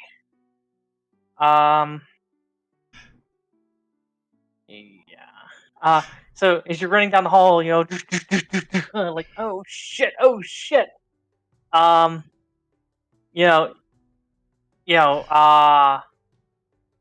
You almost miss the slight tapping sound.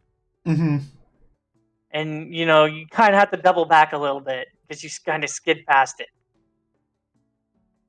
I teleport through the door. You have to be able to see where you're going to teleport, remember? Okay, alright, sure. Are you coming in? Yeah, I... Okay. Pause for a second. Can you make yourself turn invisible? No, I can only make a cloud of darkness. Okay. Is there room under our bed for him to hide under one of the beds? Well, you might. I'm pretty sure. I thought she took it. You might want to talk to Cados. He went AFK. Oh, great. Because I think she has invisibility. Okay. Does she have it on her character sheet? Are you able to check, Hesper, or is this overstepping for you? I can probably check real quick. Probably by the time I figure it out, though, she'll probably be back. Guys, I'm so sorry. So I'm going to tell you what my plan is. She does have invisibility, and you guys would know this. Okay. We wouldn't? You would. Would, okay. Want to know my plan? Yeah. Okay. So I'm going to have you, barge into the room. She can cast invisibility on you. And I'm going to use thaumaturgy to blow the window open and make it sound like you're climbing out the window and up onto the roof. Or that he burst through the window? Yeah. Okay. I fucking love it. Okay. And then I'm going to call the guards and be like, hey, he ran through our window and is outside. Now I am gonna make sure to sit there, act shocked, and say nothing. Just keep your mouth shut, my dude. Do not say anything. Not a Okay, peep so- is coming out of my mouth. Oh So no! do you want Cados' character to cast invisibility? I would like that. Yes. Okay, if I have a majority of that, I'll go ahead and do that.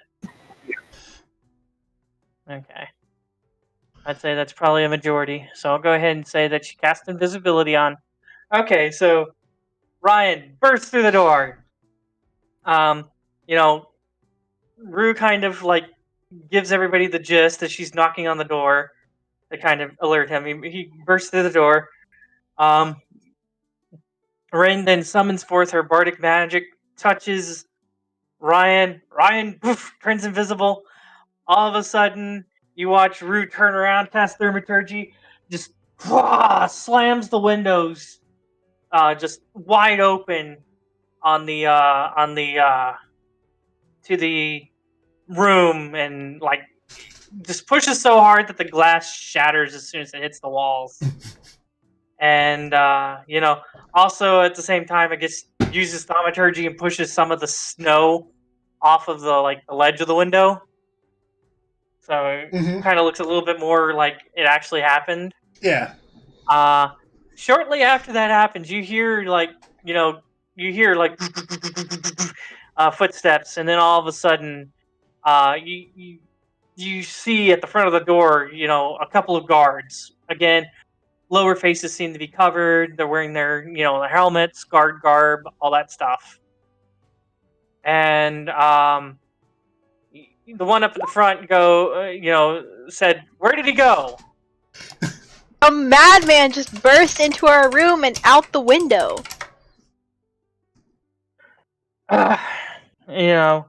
He goes towards the window. Well, actually, no. Roll me a deception check. And by the way, since you said you're sitting there and you're trying to act like that you're shocked, roll me a performance check, Remy. Oh, no. Wait, what? What? Performance check, because you're sitting there and you're trying to act shocked. That can I act shocked too? Okay, yeah, go ahead and roll me a performance check then.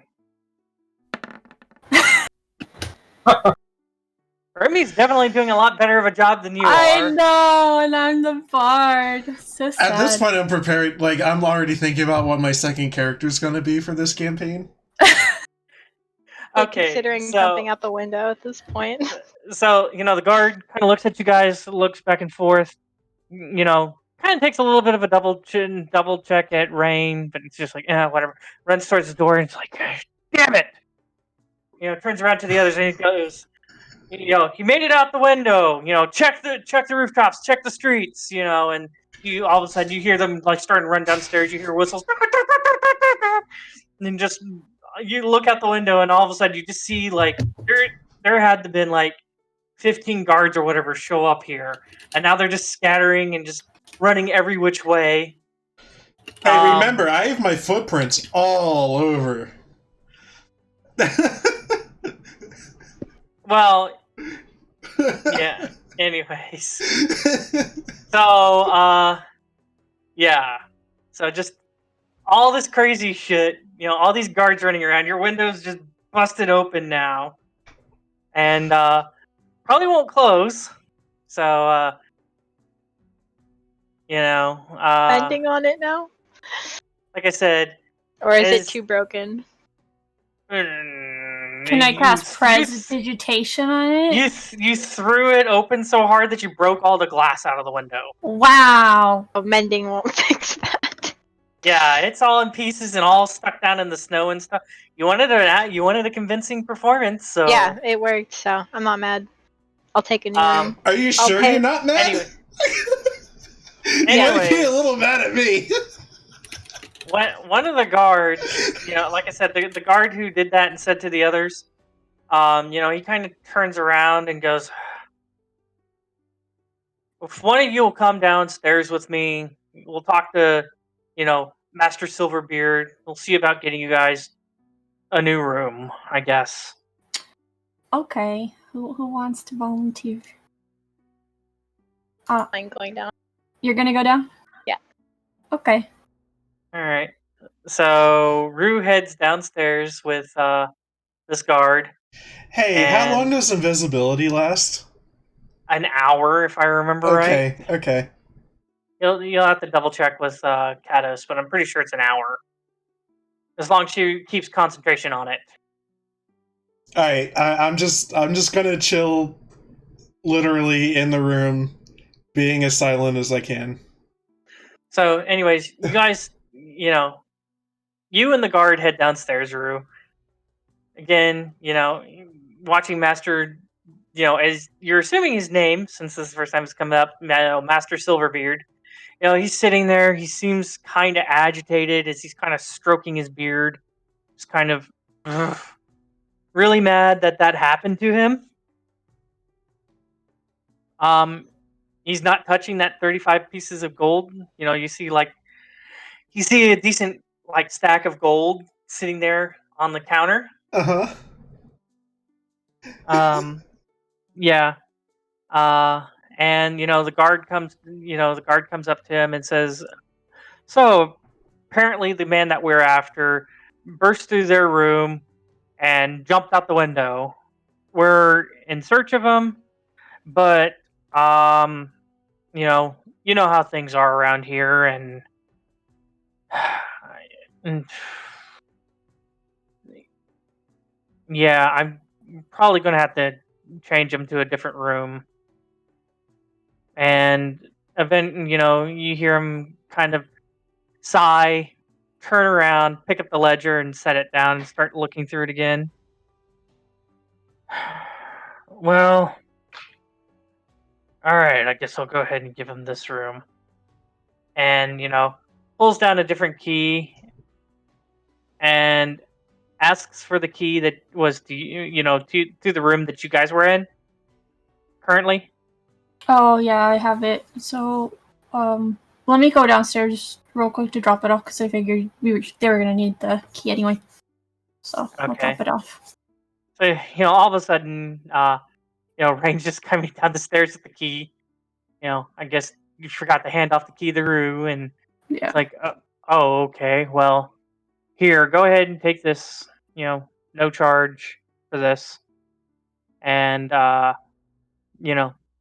as soon as that happens, he takes the key and he's just like, and just kind of writes a note and ties it around the key. I guess probably like hey, you need to get somebody in here to fix a window.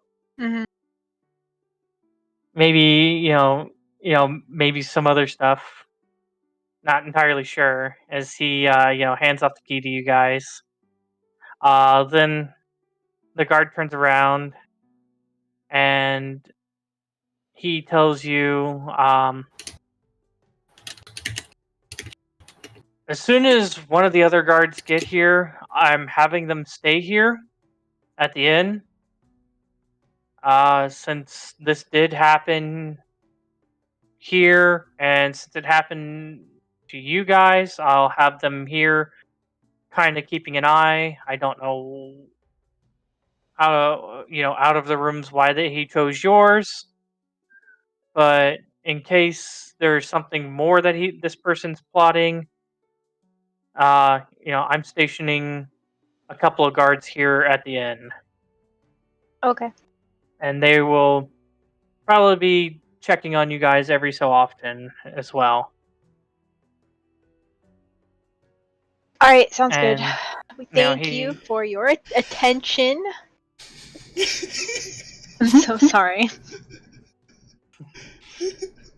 as you, I guess, go fetch Remy and the invisible Ryan, and start heading to the new room, which is up on the third floor instead of the second floor where you guys were.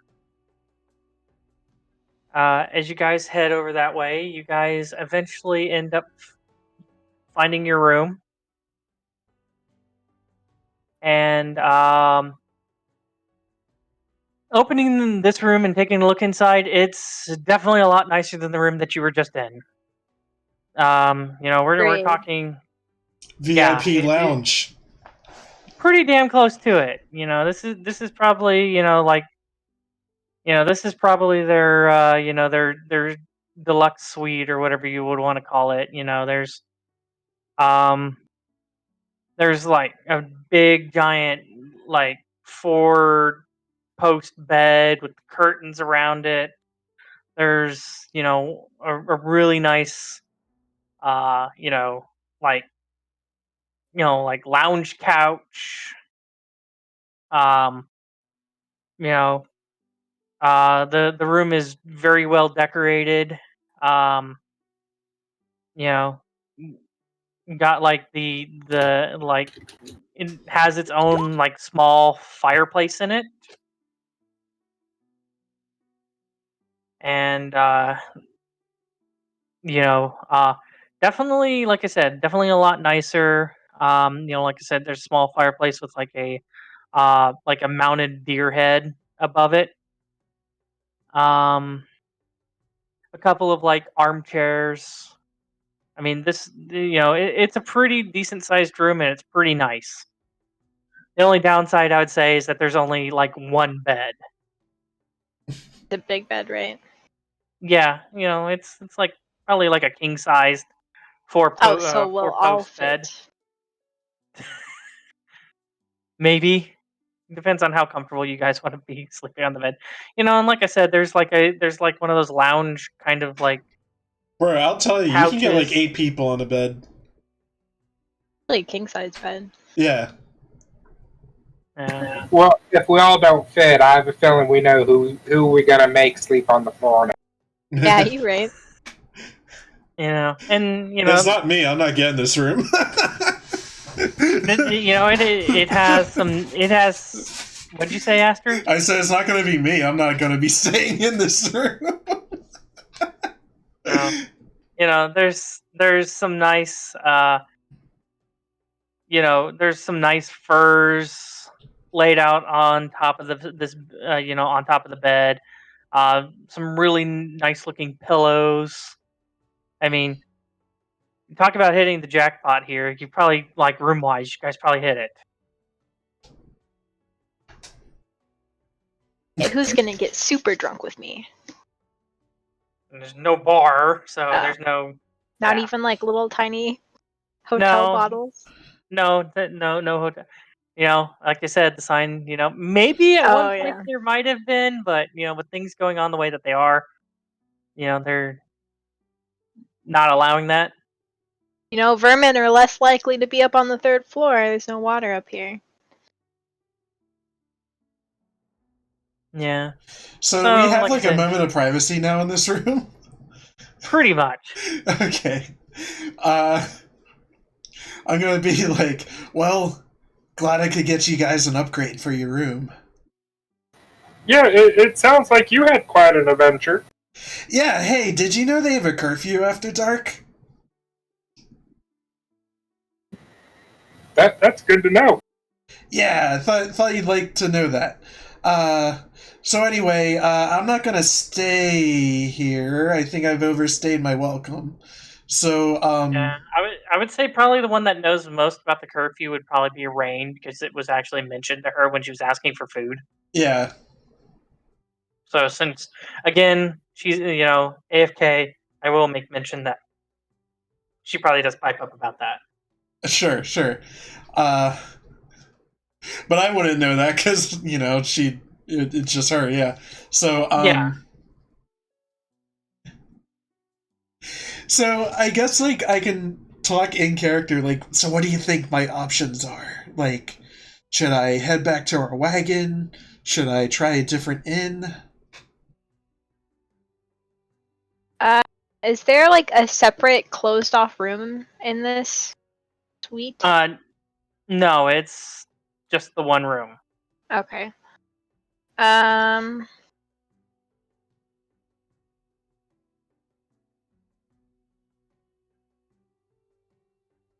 I feel like we could probably figure out a way to like make a little nook for you to stay in.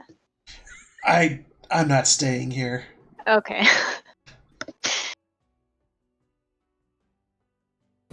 Well, if they're on the hunt for you, they will probably check the other inns. Yeah, that's what I was gonna say. Yeah, that's what I was thinking too. Probably have an APB out on you,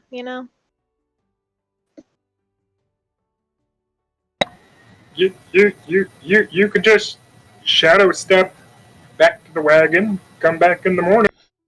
That's what I was thinking. Okay, so what time? Around 8 o'clock, 9 o'clock next morning? What time is it right now, Hesper? Well, let's see here. The curfew would have been about 9 o'clock. Aster was found about all this shit that's around.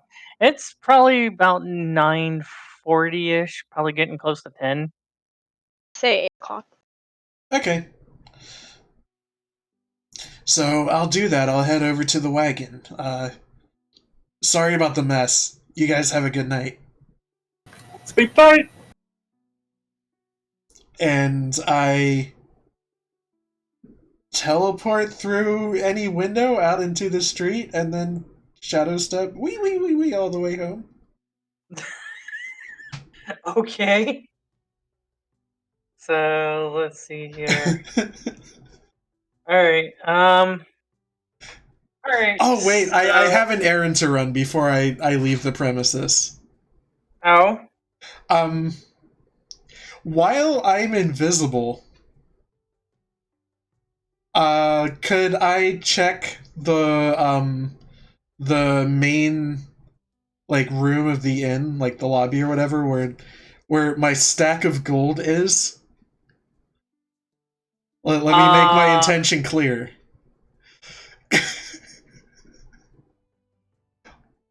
Okay. What are you thinking? Are there people here?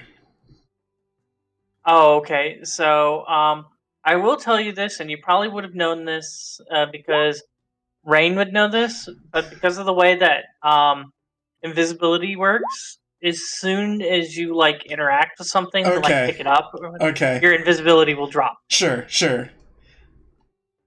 Okay. So, Are there people here? okay, so you're checking down here. Yeah, I mean, it's mostly at this point the bartender. All the patrons are pretty much gone at this point, and well, not pretty much, they all are, and the two guards that were supposed to be stationed here. Aw, And fiddlesticks. Aw, looking hamburgers. and looking over at the counter where you would have left the 35 pieces of gold, they're not there anymore. Ah, You're assuming more than likely, if anything, they were confiscated as evidence. that makes sense, yeah. Okay, I continue my plan to go wee all the way home. Okay. So I need you to roll me a stealth check if that's what you're planning on doing. At advantage, because I'm invisible? Well, I mean, you could make it an advantage if you decided to use your special thing with your cloak that you haven't done yet. Oh, yeah. Do I have information about that? Like, I was about to say. I think it's up on Cloak of Elven Kind. It should be available in the handout section. It's not mine. It's in my handouts. Or is that for all of us? So I have you it have for the everyone. boots, and then he has the cloak. Yeah, But yeah, everyone should be on there. but yeah, I just have it so everybody can see everything. Because I'm being lazy this time. the flavor is that I have advantage on stealth checks because the cloak color shifts to camouflage me. Hesper, I'm invisible. Yeah, but as soon as you do your shadow step thing, you'll drop invisibility. Okay, so I'll camo myself. All right. Yeah, and like I All said, right. this would be known to you because of your sister knowing how the spell works. All right. Okay.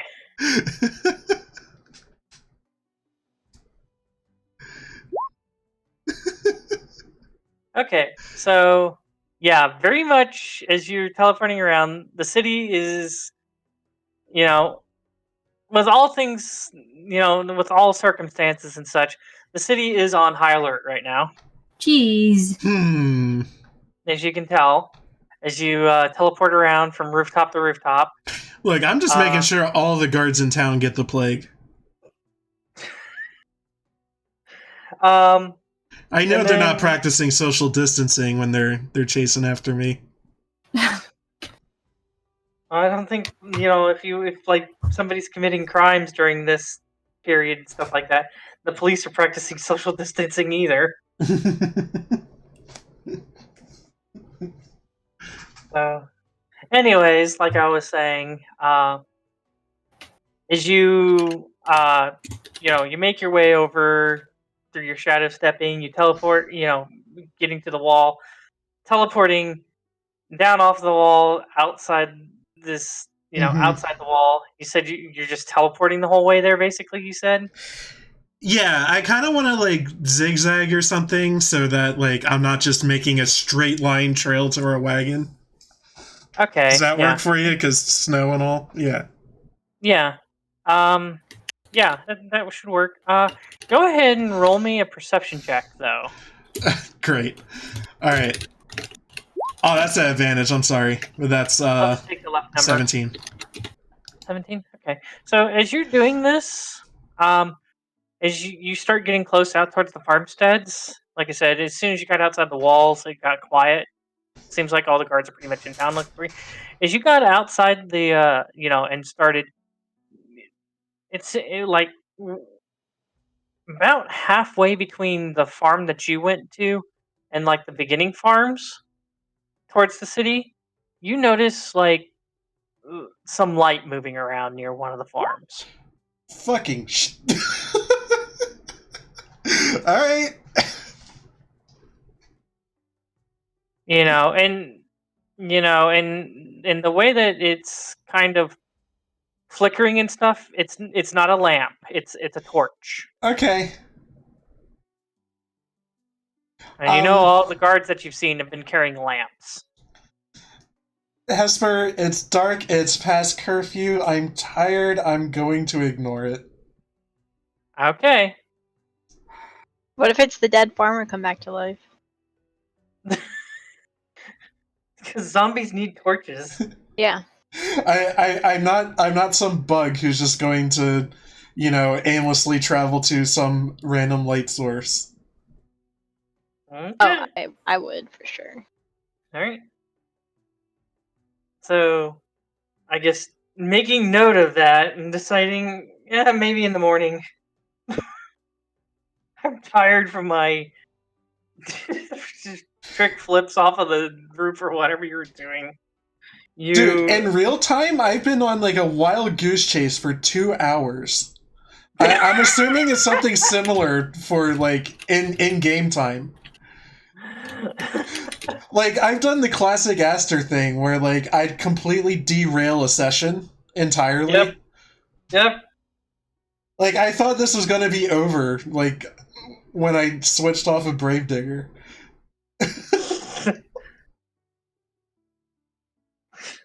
This is what happens when you break the group apart and then it's stuck in your mini adventure. Anyways, so you make your way back to the wagon, no issues. Other than, like I said, that light source that you saw that you decided maybe tomorrow or something like that. And if the rest of you don't have any issues, I guess long rest? Yeah, Hesper. Light the fireplace. Yeah, long rest.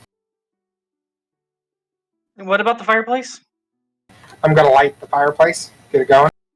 Oh, okay, yeah.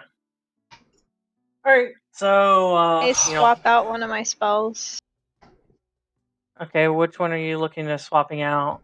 Can I swap Inflict Wounds, my level 1, for Purify Food and Drink? Okay, give me a second here. Sorry. That's alright. I'm just gonna go ahead and unclick Inflict Wounds. And you want Purify Food and Drink? Yeah. Alright. And click. Okay, and click. There you go. Alright. So we'll go ahead and do that. Hey, right. Hesper. Uh-huh. In my disguise kit, do I have, like, a wig? Your disguise kit, I think, has pretty much everything you need. Yeah, Hesper, I'm a different person now. I'm gonna do everything I can to just not be the person that everybody saw last night. Okay. All right. Anyways, yeah. Well, you guys. Okay, so while you're all sleeping, I need everybody to make a Constitution saving throw, please. Oh shit. Oh man, Oh. here we go. Oh, Oh, man.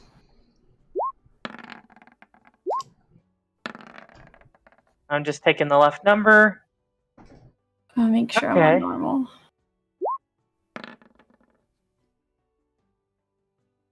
Oh, I was just gonna take. Oh, that What? was perception. Okay. For some odd reason, I thought somebody rolled. Yeah. Okay. The perception earlier was for the guy holding the lantern. Yeah. I just realized that I Yeah. goofed up. Okay. You're cool, me. Yeah. All right. So let's see here. Yeah, we'll go ahead and do. So let's see here.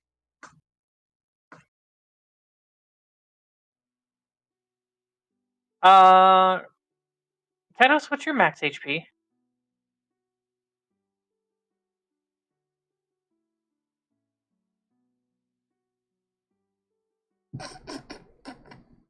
Cados?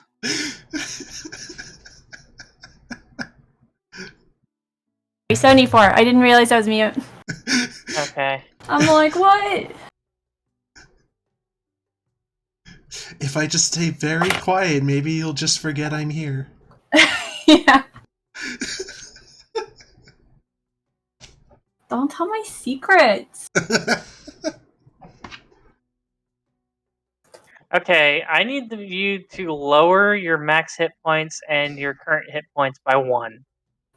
Okay. Lower my max and my current. Yes. That could have been a lot worse. I know. Jeez. I rolled terrible on my end. Yeah. Thank God. Yeah, you're not even going to feel that. You wake up and go, Yeah. achoo! I feel like, oh, my allergies. Where's my allergy pills? I'm like, Roux. Forgot. my Remy's pills. holding them for me if you need one. Yeah. Yeah, Alright, so we're good on the allergy. So I'm guessing, since you guys were talking about meeting at 6 or whatever, Like 8. yeah, 8, I'm assuming you guys probably wake up about 6 or so, just to get ready and all that stuff, because, you do got to wait for Ryan to reappear, and I'm assuming, what was your plan on getting, did you discuss your plan on how you're reuniting with the party? Oh, no, I guess I didn't. I'm assuming you guys would have, so what is your plan for reuniting with the party? Let's ask that. Hey, well, I feel like that's more of a them question than a me question. Okay. Because Well, I'm probably just- cool if I just chill in any other, place in town. I was just asking in general, Yeah. all of you guys. Well, So I we're mean, trying to get in contact with the Undertaker, right? Is Yeah. our goal. Is there like a funeral home in this town? Is that what it's called in the old-timey days? Something along those lines. I mean, probably, though, you haven't asked anything about it or anything like that, so you wouldn't know where it is or anything, and by happenstance, Aster probably wouldn't know anything about it either. And, not entirely sure what kind of looks he would get asking that kind of a question, just randomly, like, "Hi, I'm here in your city. Where's this Undertaker?" I think we need to follow the dead bodies, and then we'll find the Undertaker. Just So you guys saying. are. Well, I'm asking how you're reuniting with Aster, basically. Follow the Yeah. dead bodies. No, I haven't killed anybody yet. I'm gonna blow on my what is it, ocarina, to see if he can hear it. Just a couple of notes. Somebody can just Aster, you can just telepathically talk. Yeah, here's the thing, is I was thinking I was just gonna wait at somewhere that's, kind of close to the inn, but not strictly the inn? Is there like some other public place around there? Like I said, you guys pretty much went straight to the inn. There wasn't really much exploring. It was late. You guys really weren't paying too much attention. Well, And I did a lot of exploring around the inn. yeah, well, remember, your perception on remembering that shit, All though. right. You do know that, like, for example, oh, by the way, everybody who casts spells, reset your spells back up to full, but, you do know that you got Lani, and Lani could technically get a hold of Aster through messaging. That'll be Yeah, a I fun can game of cast Marco sending. Polo. So, you just gonna find a place and then message Aster where they meet you then, Lani? Yeah, sure. Works because then we can ask the bartender where the dude is. Okay. Well, okay, so, like I said, it gets to be about morning, you guys are getting ready, Aster... Yeah, I don't even... You know what? Roll me a disguise kit. I want to see how well you disguise yourself. Roll a disguise kit. Nice, Okay, yeah. nice. Yeah, you're pretty comfortable with your new persona. Yeah, I have blonde hair now. Don't worry about it. Blonde hair, prestidigitation, your eyes to be a different color or Yeah. something like that. You can do that? I don't know. I'm just making I shit think up. it I guess. I think it actually says something about eye color and prestidigitation. Whoa. I think that's Possibly. thaumaturgy. Thaumaturgy, I know you can make your Eye eyes glow or something like that. Yeah, maybe it's thaumaturgy. Yeah. Of all roles, I was hoping that was going to be the one. You just put on a pair of Clark Kent glasses. And no one can tell you apart. Yeah. God, if I rolled a fucking 1 in the disguise kit. That's probably what I would have said. He just puts on a pair of glasses and thinks it's all good. Yeah, I have blonde hair and I'm probably just like wearing makeup. Yeah, you got a nice blend of makeup. Your face kind of looks a little different. If you wanted to do any like visual scars or something like that, or like beauty marks or whatever you're planning on doing, you definitely I'll do some beauty marks, Hesper. Yeah, that sounds great. How's you this? I'm going for kind of a Yuri from Fire Emblem vibe. Yuri from Fire Emblem? Okay, yeah. Yeah, we can definitely do that. Granted, I think he's a little bit younger than you. Sure. So, it's an old, maybe we'll aim for like the time skip version. Sure. But anyways, But, he's got that eyeshadow, that lip gloss. Yeah, very much that, Very, very, very pretty boy. Very flamboyant. Yeah, that's me. Yeah. And, yeah, like I said, you pull it off pretty good. I'm guessing after you do that and get your clothes changed, you're going to head back to the city and then try to bamf up the wall again. Here we go. What if we say that this is our brother who came to join us? He was behind us before we were able to come in because he was on another mission. So That you way, want to go to the gates, talk to the guards, and then just...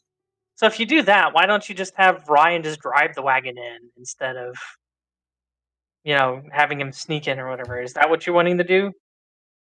and that way you don't have to kind of ninja hop all over the place unless you want to.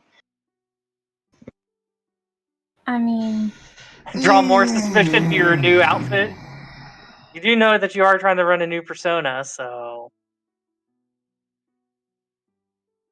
Might not be a bad idea, Aster, to drive the wagon in.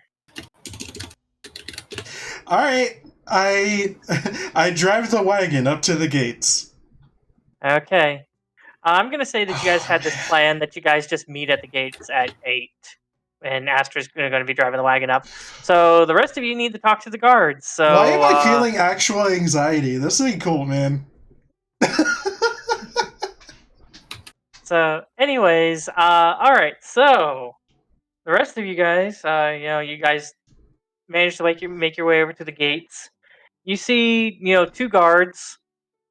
They seem to be, um, you know, one of them has his face partially covered. The other one doesn't. They seem to be keeping themselves entertained with cards as they notice that you guys start approaching, and notice that they, kind of grab a hold of their stuff, and they look over towards you guys, and they're like, "Hold on, whoa, hold on, hold on. Where are you guys planning on going?" Morning, guys. Working hard or hardly working? You know what? Just roll me a straight charisma check.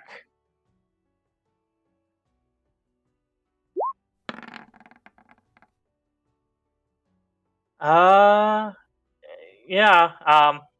One of them kind of, stays on, you know, kind of stays straight faced, normal.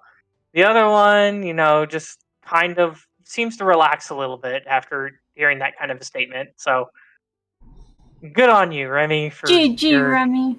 Yay! for your negative charisma actually doing something. And that's all I'm gonna say. Okay. Well, that's all he's gonna say. What about the rest of you guys? Do you want to talk or do you want me to talk? I can talk. I Thank mean, goodness. Please talk, because I'm not good at Yeah. it. Well, so we're gonna tell them that our brother's coming, right? Yeah. So, I'm gonna approach them and be like, "Hey, so I spoke to a couple guards last night, and You would be, the one who's covered more straight faced, kind of looks through the notes. See here. I'm guessing. Oh, God, why didn't he write this person's name down? it was pretty late last night. They were tired. Yeah. Well, he did write down a description, and you seem to match it. So Yeah. So, well, I just wanted an update. I want to update you guys on the situation. And my brother should be coming into town soon to kind of give us more assistance and bring some supplies. And if it would be all right with you, could you allow him to pass?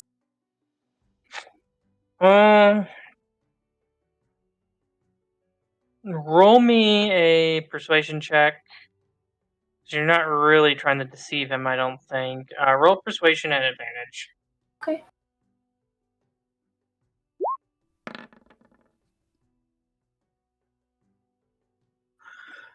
Well, I mean,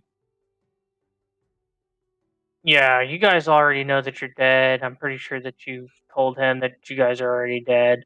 Probably already came to the realization that he's going to die as soon as he gets in here. I mean, we're all dead, so yeah, I guess we'll go ahead and let him in when he comes. And Okay. as you're saying that, you guys start hearing like kind of sounds like a wagon approaching. So yay for timing! Yay! And he goes, "Well, what does this brother of yours look like?" So he is. Do we know that he just off character? Do we know that he what's You it do called? know that You he could very probably would've- easily tell him I'm like flamboyant. That's probably Yeah. gonna stay. I'm Okay. gonna say that we probably discussed this all beforehand. So. Yeah. So they say he's very He's a flamboyant. flamer. He's very flamboyant, very feminine, loves to dress up, bit sassy. One of them's just kind of like looking out the peephole as you're saying that. And he goes by the name of Ryan. Okay. Well, anyways, is you're saying that, and he's like just kind of looking out the window, and he's like, "Oh dear God," is all you hear from the guard looking out the window. Hello there, I've come with food for my lovely siblings. That would be our brother. I'm sorry, is all the guard says as he turns towards you. Yeah, but family's family. Please be a darling and let me through the gate.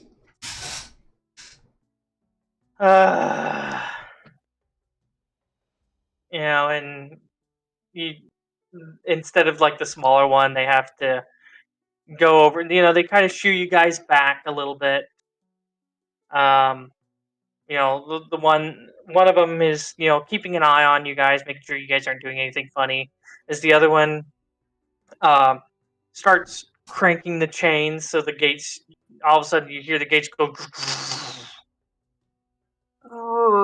and you hear the chains just go as the gates are just pulled open with big, like, giant iron chains that you're in, and you notice that the iron chains up at the top of the gate like pull tight and start pulling the gate like open. The ones there were also chains on the inside; they've gone slack. You're assuming that this chain system is how they end up like opening and closing these massive gates with like very little like the amount of people who need to work it and such. As the gates eventually open up to the sight of a very flamboyant Ryan riding a wagon.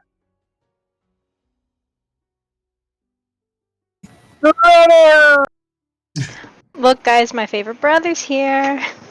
Oh, Sorry, Remy. Hello, dear guards. Is that Rummy you're playing? Hey, that's amazing. I love Rummy. Hey, listen, where can I park my wagon?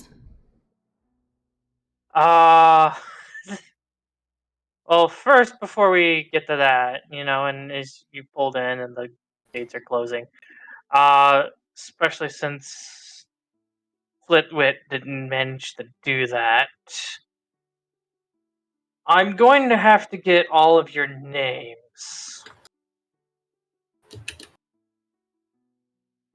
And I guess you guys are just going with your real names, so like Remy, Ryan, Raine, and Roux.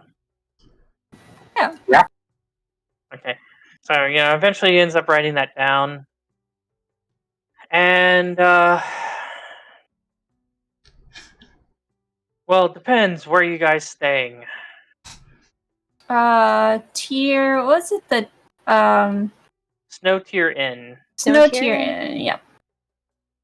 Well, they should have a stable there. Hopefully, they have open spots that they should be able to tend your horse and wagon, or horses and wagon. Probably end up costing you a pretty penny though, or shiny gold, I should say, instead of a pretty penny. But as I said, considering you're staying there, you might want your goods close by.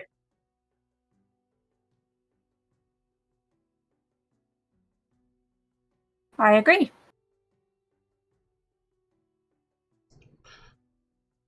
All right, to the inn I go. Are you all hopping in? wait, we should ask him where the dude is. The grave digger.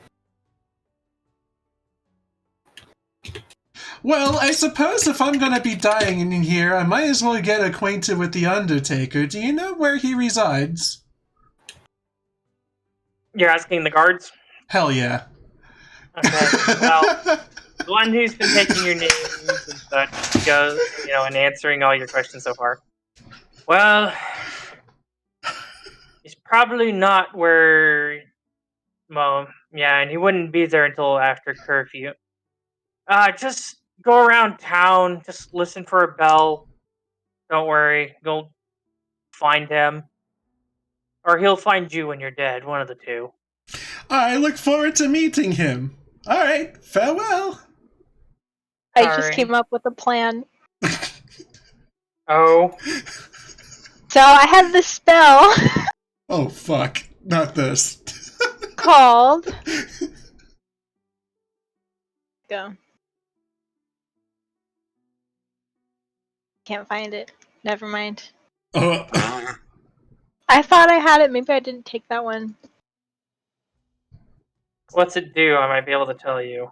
The one that makes someone look like they're dead when they're not. Feign death. Yeah, I was gonna say it's either feign death or false life or something like that. Who would kill enough? Did you take it or is No. it? No. I don't Okay. Okay. All right. So, anywho, as you guys managed to take the wagon back to the Snow Tier Inn, It's gonna go so well. yeah. I'm assuming, is I'm assuming you guys are going to talk and you know get set up with Master Silverbeard, the taking care of your horses and such while you stay.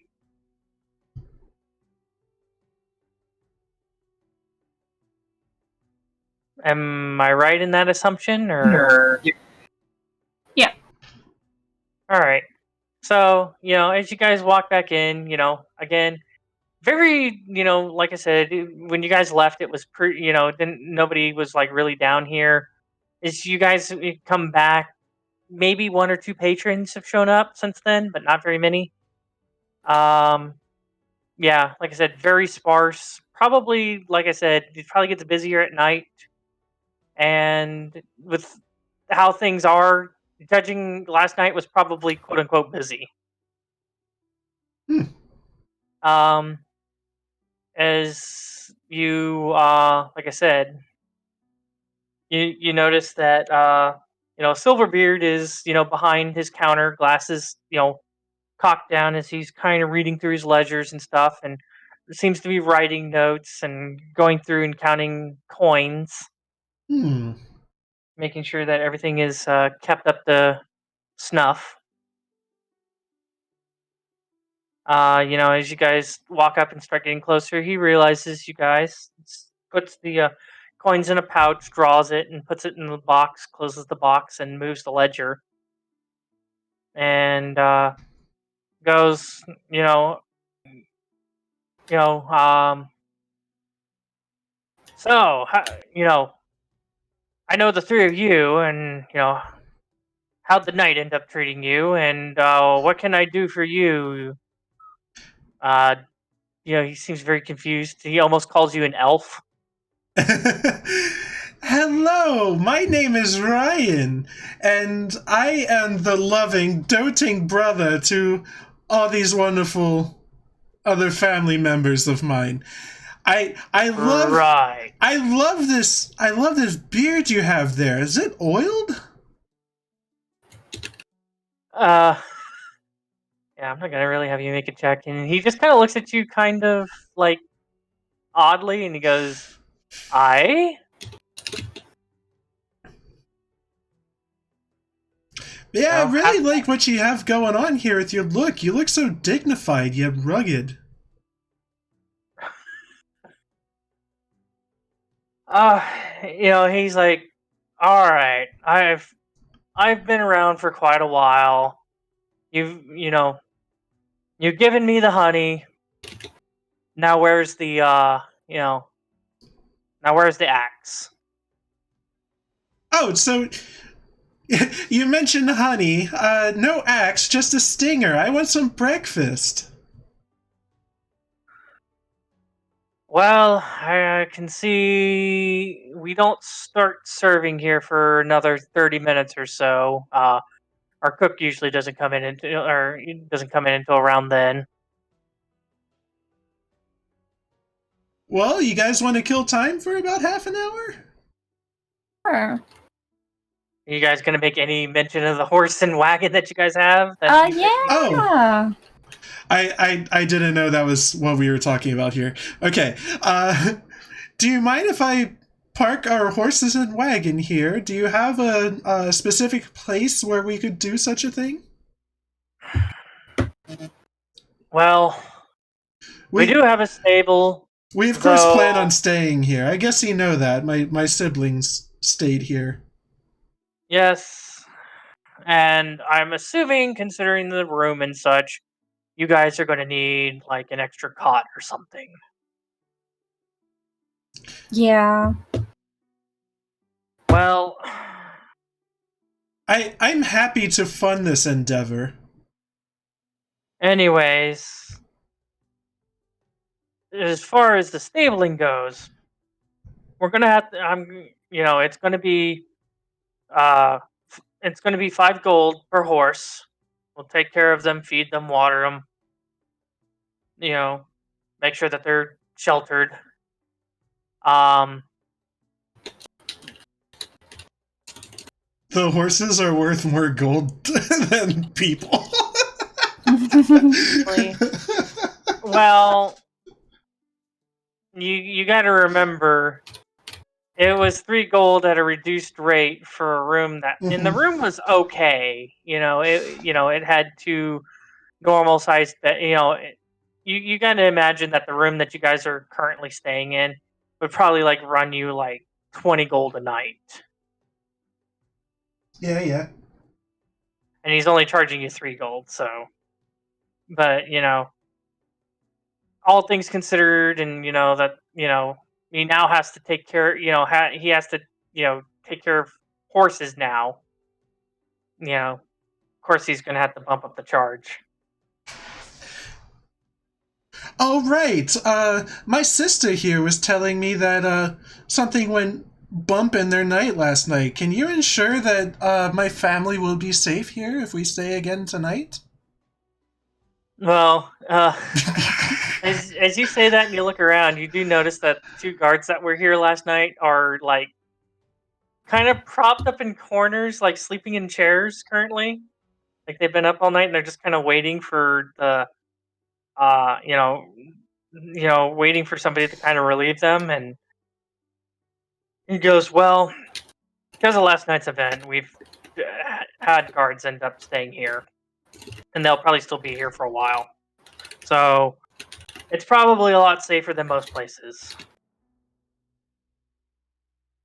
That's great. That's wonderful. We don't plan on getting up to any trouble, so, I'm happy to hear that.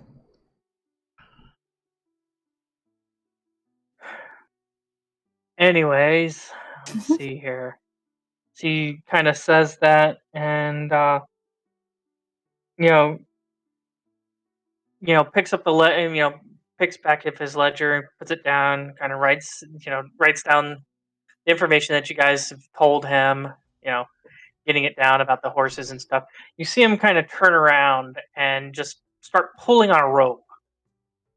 You don't hear anything or anything like that.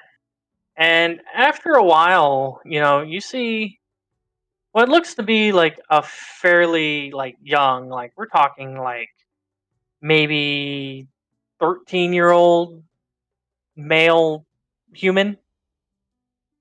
You know, Okay. uh, you know, kind of, kind of like wearing, uh, really, high boots, very, you know, very like work, like dealing with like what you would expect, like maybe like farmers and stable hands and such to wear. Uh, trying to keep clean and such.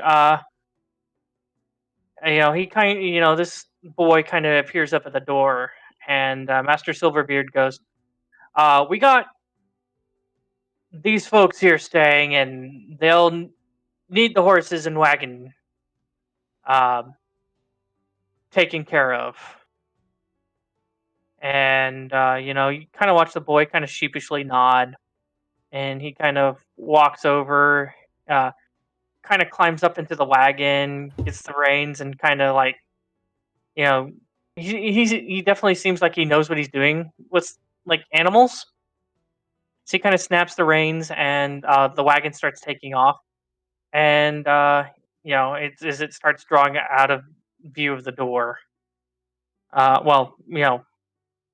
Well, you wouldn't really see it because the door would be shutting. But if you're standing nearby the door, you start hearing the wagon moving and such. And Master Silverbeard essentially tells you, that's our Okay. well, I was going to say younger, but that's our stable hand. Yeah. He'll watch after your animals or your horses while you stay. Thanks, I really appreciate it. So, what's the total we're looking at tonight? Well, with the room and the horses and like I said, in the wagon, that would be a total of 13 gold tonight. Oh, here you go. Let's make it 15. Get you some more oil for your beard. Okay, he goes ahead and accepts it. My sister here loves to haggle. She does it everywhere. You'll find much the opposite. Okay. He, like I said, he's not suspicious, but also at the same time, I guess the better word is he's wary. Like I said, dwarf doesn't, slower to trust. A good beard oil is very much needed. It's true, man. So, he goes ahead and slides the coins off and puts them in a different pouch, a different color than what you saw him, the coins that he was counting earlier, and sets that pouch in his safe box. And he goes, well, um, you know, as I said, you know, as I said, probably shouldn't be too much longer. Uh, I could probably go ahead and take the order for breakfast, for if you want something to eat this morning. Outside of that, you know, your siblings already have the key to the room. If you need your wagon or horses, talk to me, and I will have our stable hand bring them out front for you.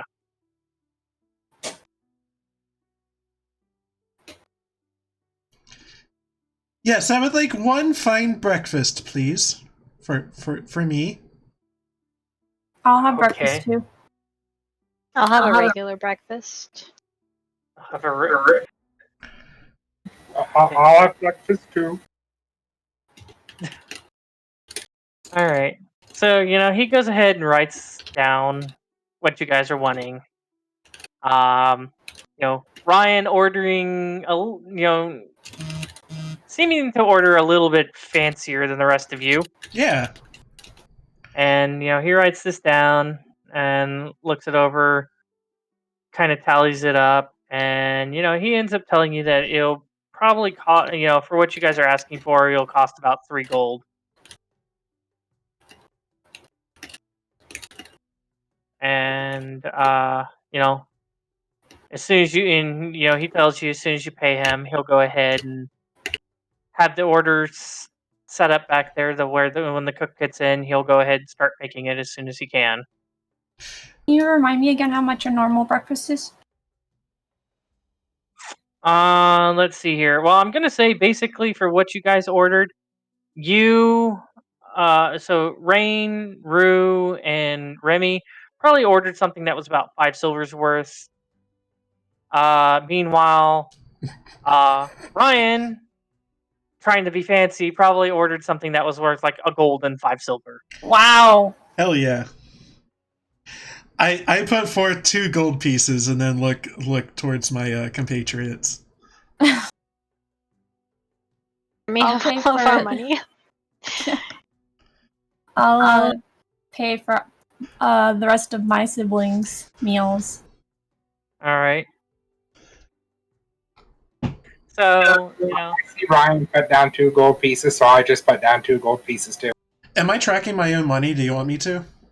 Yes, please. Okay. Oh, how much? How many So silver? I spent 52 so far, plus the 35. Oh no, hold on, no, that's 52. Yeah. So Can we convert a gold to silvers? 1 gold to how many silvers? Well, it's a 10 for 1 conversion rate. if that's what you're wanting to do.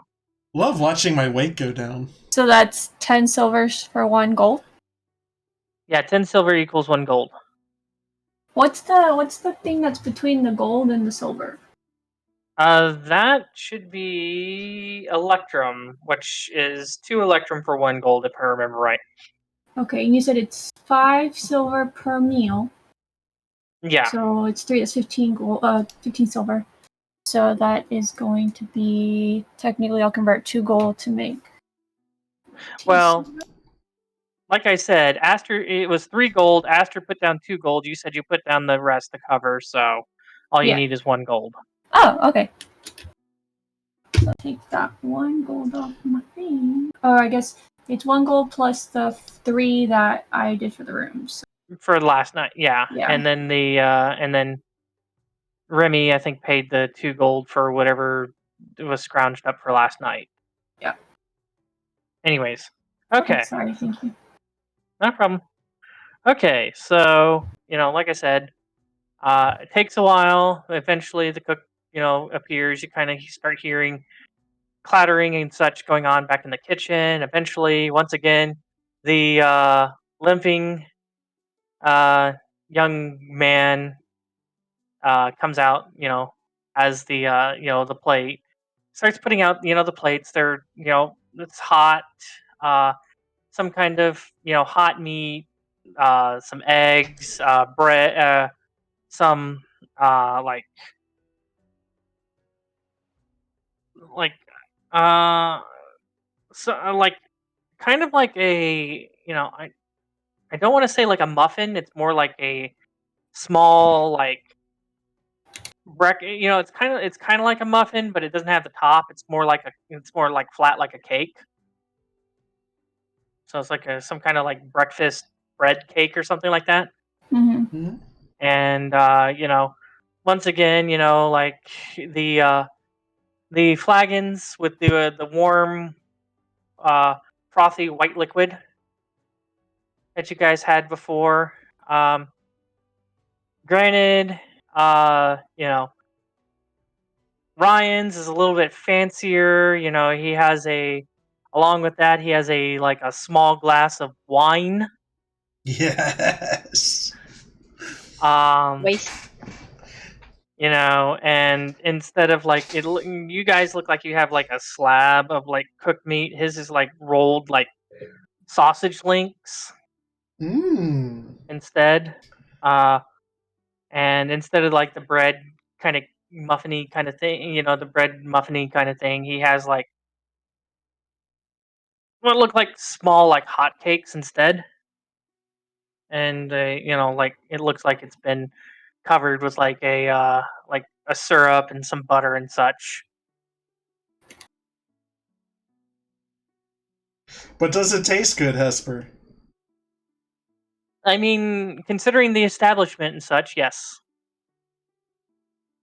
Like I said, Ryan's is a little bit, sweeter, Mm-hmm. less, less filling and hearty as opposed to the others. The others got a more like heartier, filling breakfast. Ryan's yours is a little like lighter, fluffier, tastier kind of breakfast. Yeah, hey, I'm paying for the wine and the plating. That's what's important. That's refinement. Yeah, basically.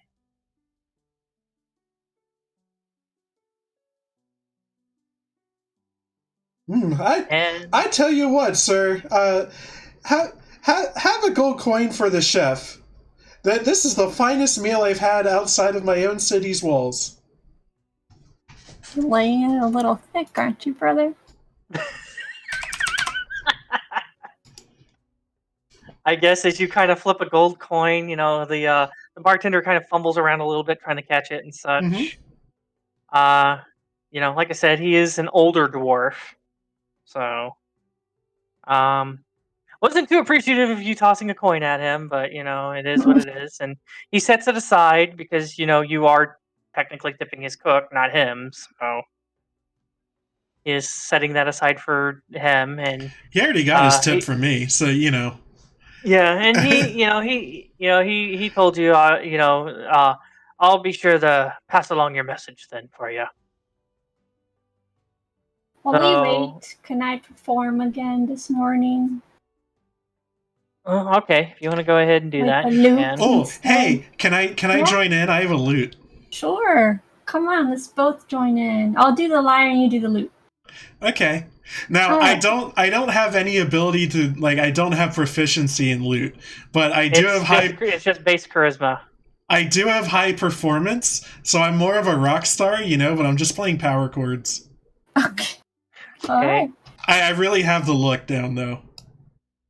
I'm gonna say go ahead. You roll me just straight charisma, Aster. Raine, roll me the instrument. Well, I have Oops, I didn't mean performance. to You do want me to do that? advantage. Crap. I'll just take the left number.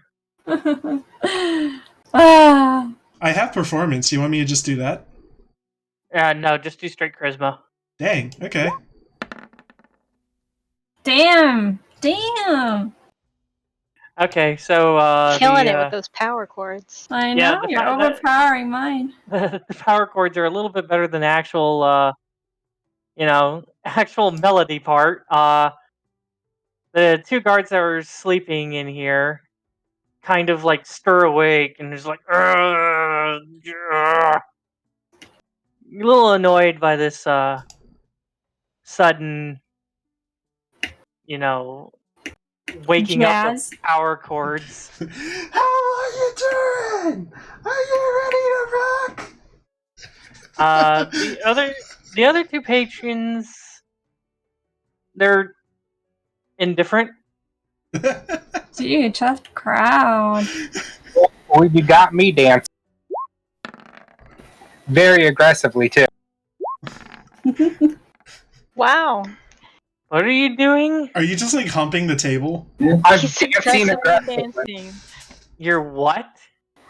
Dancing, but I'm really throwing my arms around. Are you slam dancing? Are we in a hardcore pit or something? Turn a mosh pit. And why are you rolling the strength check, by the way? What's that? So you're rolling the performance because you're dancing, correct? Yeah. What was the strength check for? Because I'm getting into it, pumping my arms. It's Well, very you really- aggressive dancing. You really don't need the strength check, so we'll just go off the performance check. You get odd stares. Yeah, you ever see a because of the type of dance that you're doing. You just okay. you Can I ever see dance a with Remy? you ever see a dwarf skank before? You seem to have taken the attention off of the two playing the music and putting it on yourself. As everybody in this establishment is staring at you for whatever weird thing that you're doing. Meanwhile, it's probably 8:30 in the morning. Yeah, it's probably 9 o'clock in the morning at this point, I would say. Why are we doing this? I Killing don't know why time. you guys are doing this. We're killing time. So, anyways, here's my question to you guys. Do you guys want to call it now, or do you want to wait, or do you want to try to go a little bit further? I'm okay for going a little bit further. I'm okay for also continuing. Yeah, I can take it or leave it. Okay. Sure. If you're telling me this is a good place for us to stop, then so be it. But we can keep going. Well, I'm just kind of seeing how you guys were feeling and stuff, and going from there. Because I know last time we stopped about, I think it was 11:30 or so. Mhm. So that's why I just wanted to check. So, Alright. okay, go ahead. Go ahead. I was gonna try to kind of talk to the bartender at this point, approach him, and ask him about what's going on in the town, because the guards keep saying that we're gonna die, and I kind of want to get a feel for when did this thing start? When did people start dying? When did people start getting sick? Okay, so you're asking about this. I think you were told this before. It started about because I want to say that the 2 bodies that you found were about 2 weeks dead, and I think they told you that it started like about a month ago. Yeah, I feel like you had you this asked the guard. conversation with the guards up front. Yeah. Oh, but I'm Yeah. asking the bartender now. Okay. Yeah, and he kind of reiterates kind of close to the same thing. It seems like it's been happening for a month. Everybody, people seem to be dying. Uh, you know, kind of in lockdown to some extent here, and nobody's allowed to leave once they come in. And just the way things are going, everybody's been dying and stuff. So, and I know you're more Yeah. of a doctor of the drink than you are a doctor of people, but I was wondering, do you have any idea what the first symptoms might be? he. Let me check and see if he does. That's a good question. I got you. I'm doing finger guns at you, Cados, but Thank you. yeah. Well, I mean, from the rumors that I've heard and such, the first thing generally tends to be a Maximum hit points. in uh, people seem to start having an itch An itch. and under their skin, and they seem to also feel more drained. Now, have these been affecting the first areas that were affected? Were they like the poorer areas with less hygiene? See here. See if he knows where from the rumors that he's heard, yes. Okay, and have there been a rat problem lately from the ships? Because I recall there's a port in this town. Yes, there is a port, and due to like the weather and stuff, as far as he knows, vermin generally tend to be less of a problem here. Because of the weather. Yeah, okay.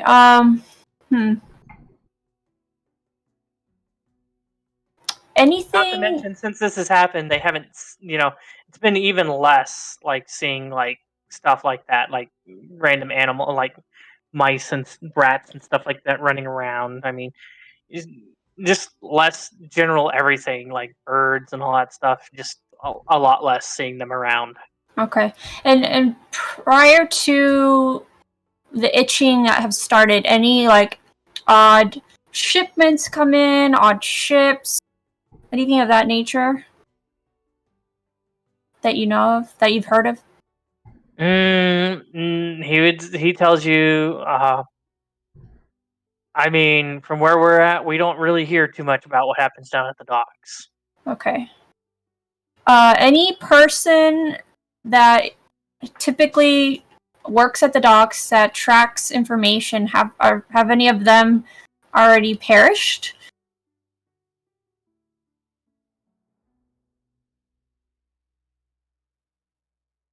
Not that he knows of. Okay. He doesn't deal too much with that crowd. That's not Okay. his. That's not his general area of expertise. Okay. What Like I bar said, do the there- sailors hang out? I want to meet some sailors. All right. Let's see here. What is the tavern that they would hang out at? I'm just making a bad Shenmue reference because I feel like it. And I feel like it fits my character.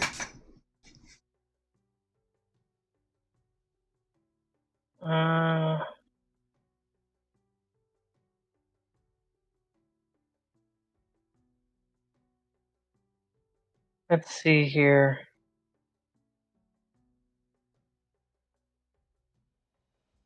Yeah.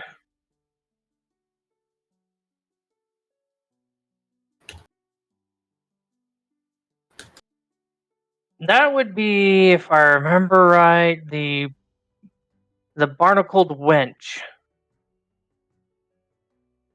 Ah, she sounds like a lovely lady. Thank you so much. I'm happy to meet her. He just kind of looks at you very oddly. That you would call something lovely, and he's like, Oh, brother, you're so silly. "Hey, well, Hey, maybe look, you I'm are." just taking feedback from my character last week. I know.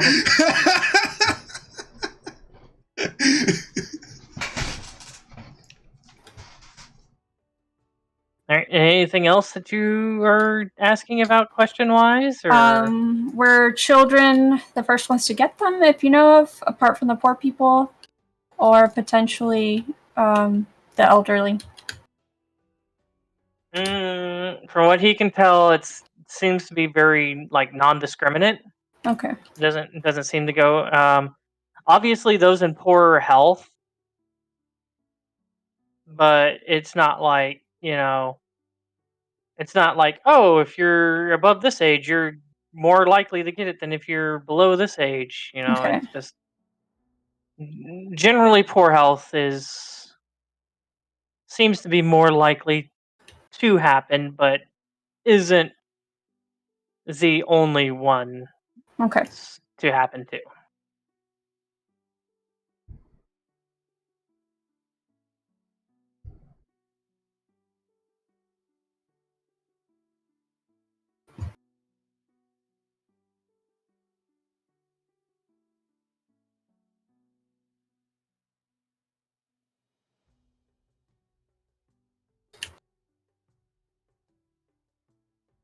So anyway, it sounds like we have an undertaker and a wench to visit.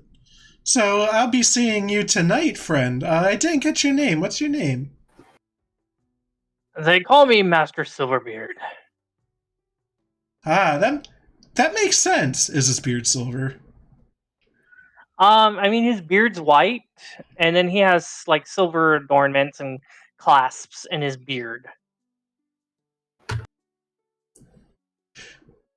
You know, Silverbeard is a very fitting name or nickname for you because when I look at you, that's just what I see. He just kind of slowly nods at you and just kind of looks over at your siblings like, Please take okay, him. yeah, Yeah, please just- take him. It's alright, just you'll get used to him. We'll be standing over there waiting for our breakfast. You guys have already had your breakfast. Oh, jeez, I'm totally paying attention. Holy shit. Yeah, you are. That's right. Time for second breakfast? I'm gonna finish my breakfast, because I did not finish it. You got up in the middle of your meal, started playing music, and then asked the bartender a bunch of questions. That's right. So, I'm gonna go back to my meal. Your meal is ice cold at this point. That's alright. Can we just say you ate all your meal, then got up and started Yeah, a let's do concert? that. I'm fine with that. Because I feel like we figured that's what happened anyway. Yeah. Yeah, I'm also fine if she wants to eat an ice cold meal. I don't care either way. Let's say I already ate it. Alright, that's fine with me. The fewer constitution checks this campaign, the better.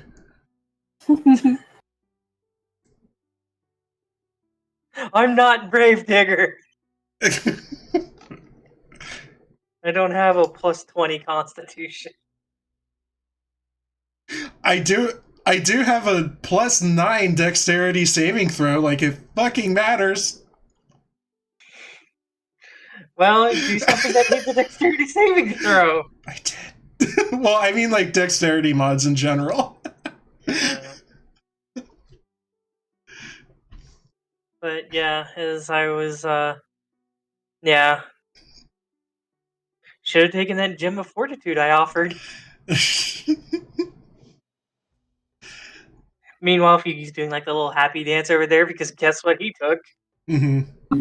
Yeah, I'm fine for Constitution saving throws all day. So you say that, but they'll sneak up on you, man. Take it from experience. The guy who rolled 2 1s on Constitutions in a row. Just trying to have breakfast.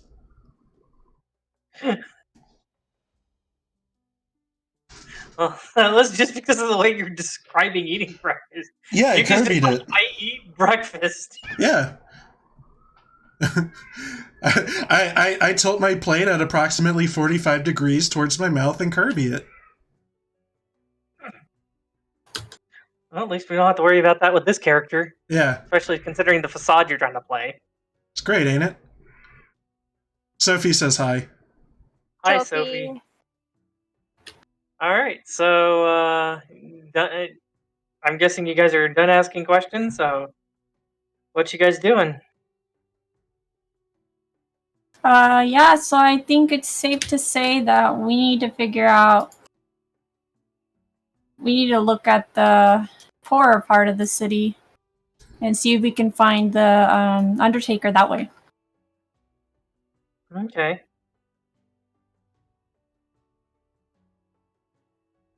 All right.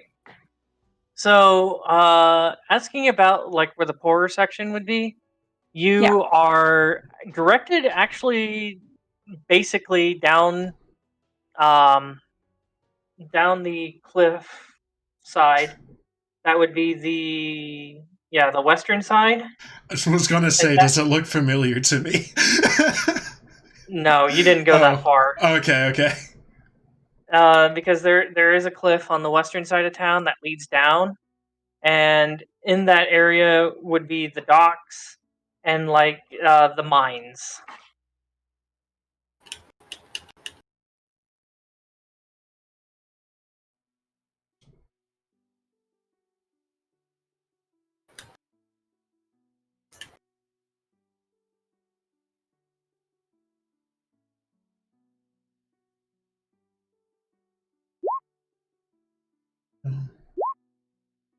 So that's generally where the poorer part of town will be. Hey, you want to take 5? I'm not dragging this campaign around by myself. Sure. Well, I'm almost thinking, especially Call at it. time and stuff. Yeah. Call it. Okay. Because if people are going AFK, if you call 5 minutes, that leaves about 30 minutes by the time we get everything back on track. I think that should do it. If you guys have any questions or anything like that, I can, or something you might have forgotten, I can walk you through that or whatever if you need a refresher about some information or anything like that. If you're taking notes and stuff. I haven't been taking notes, but I also just watched the videos over again. So yeah, no, that's fine. But I'm just saying, if you guys need to at this point, since I think this is a good point to call it. You guys kind of have an idea of what you guys are wanting to do next. Mm-hmm. I kind of feel like by the time that we start doing that and such, it's going to start taking a while. Yeah. You guys kind of have an idea where you guys want to go. Talking about going towards the west end of town, down the cliffside to the dock district and the mining district, basically, which generally tend to be where the poorer districts are, and also more towards, as you get more towards that western side of town. All right, sounds like a plan. Was Ninja Ryan's voice less bravediggery this time? I seriously practiced over the past week. You did great. But anyways, yeah. Since you two were AFK, considering taking a break and stuff like that, by the time we got everything going, it'd probably be about time to call it anywho. So we went ahead and just decided we're just going to go ahead and call it. Yeah, if we're beelining for like the Undertaker or whatever, that's like a whole conversation. Like we. Yeah, I think it's just definitely better just to save it for next time. Mm-hmm. That way, you guys are kind of fresh in mind, know what you guys are wanting to do and stuff. So, did everybody at least have fun? Even though I think a vast majority of the session was Aster's ninja disasterpede. God, okay, I learned my lesson. You don't go by yourself. So many ones. It was fun. Next time I want to just like stay hidden, keep to the shadows, and, don't blow my cover. Instead I'm just gonna go fuck myself. That's what the dice told me tonight. Yeah, I didn't want you to be by yourself. And then I was like, okay, well, he's standing outside. The guards are probably going to be patrolling. I need to roll patrols. Oh, well, I rolled patrol numbers. So we need to have a patrol come. And, oh, hey, look, Aster rolled low enough and they rolled high enough to notice that something is odd. Oh, hey, look, Aster's trying to sneak back. Time to roll guard numbers again. Oh, hey, look, you rolled guard numbers again. Oh, his stealth is terrible? He's just gonna get caught. Because their passive perception's higher than that. So, yeah. Yeah, look, I should have just gone into the inn with everyone else dressed like an assassin. I should have just done that. It probably would have been fine. Yeah.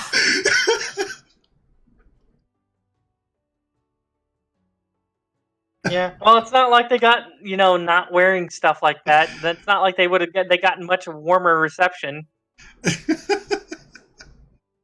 But yeah. Oh, geez. Well, like I said, I hope you guys had fun. I'm sorry that you guys might have been bored while Aster was fumbling around in the middle of the dark. Just That was like 85% of the entertainment, so I am not mad at all. Yeah, that was entertaining. Bubba came in, and I just kind of scrolled up and showed him the. Showed him the rolls and just kind of explained what happened.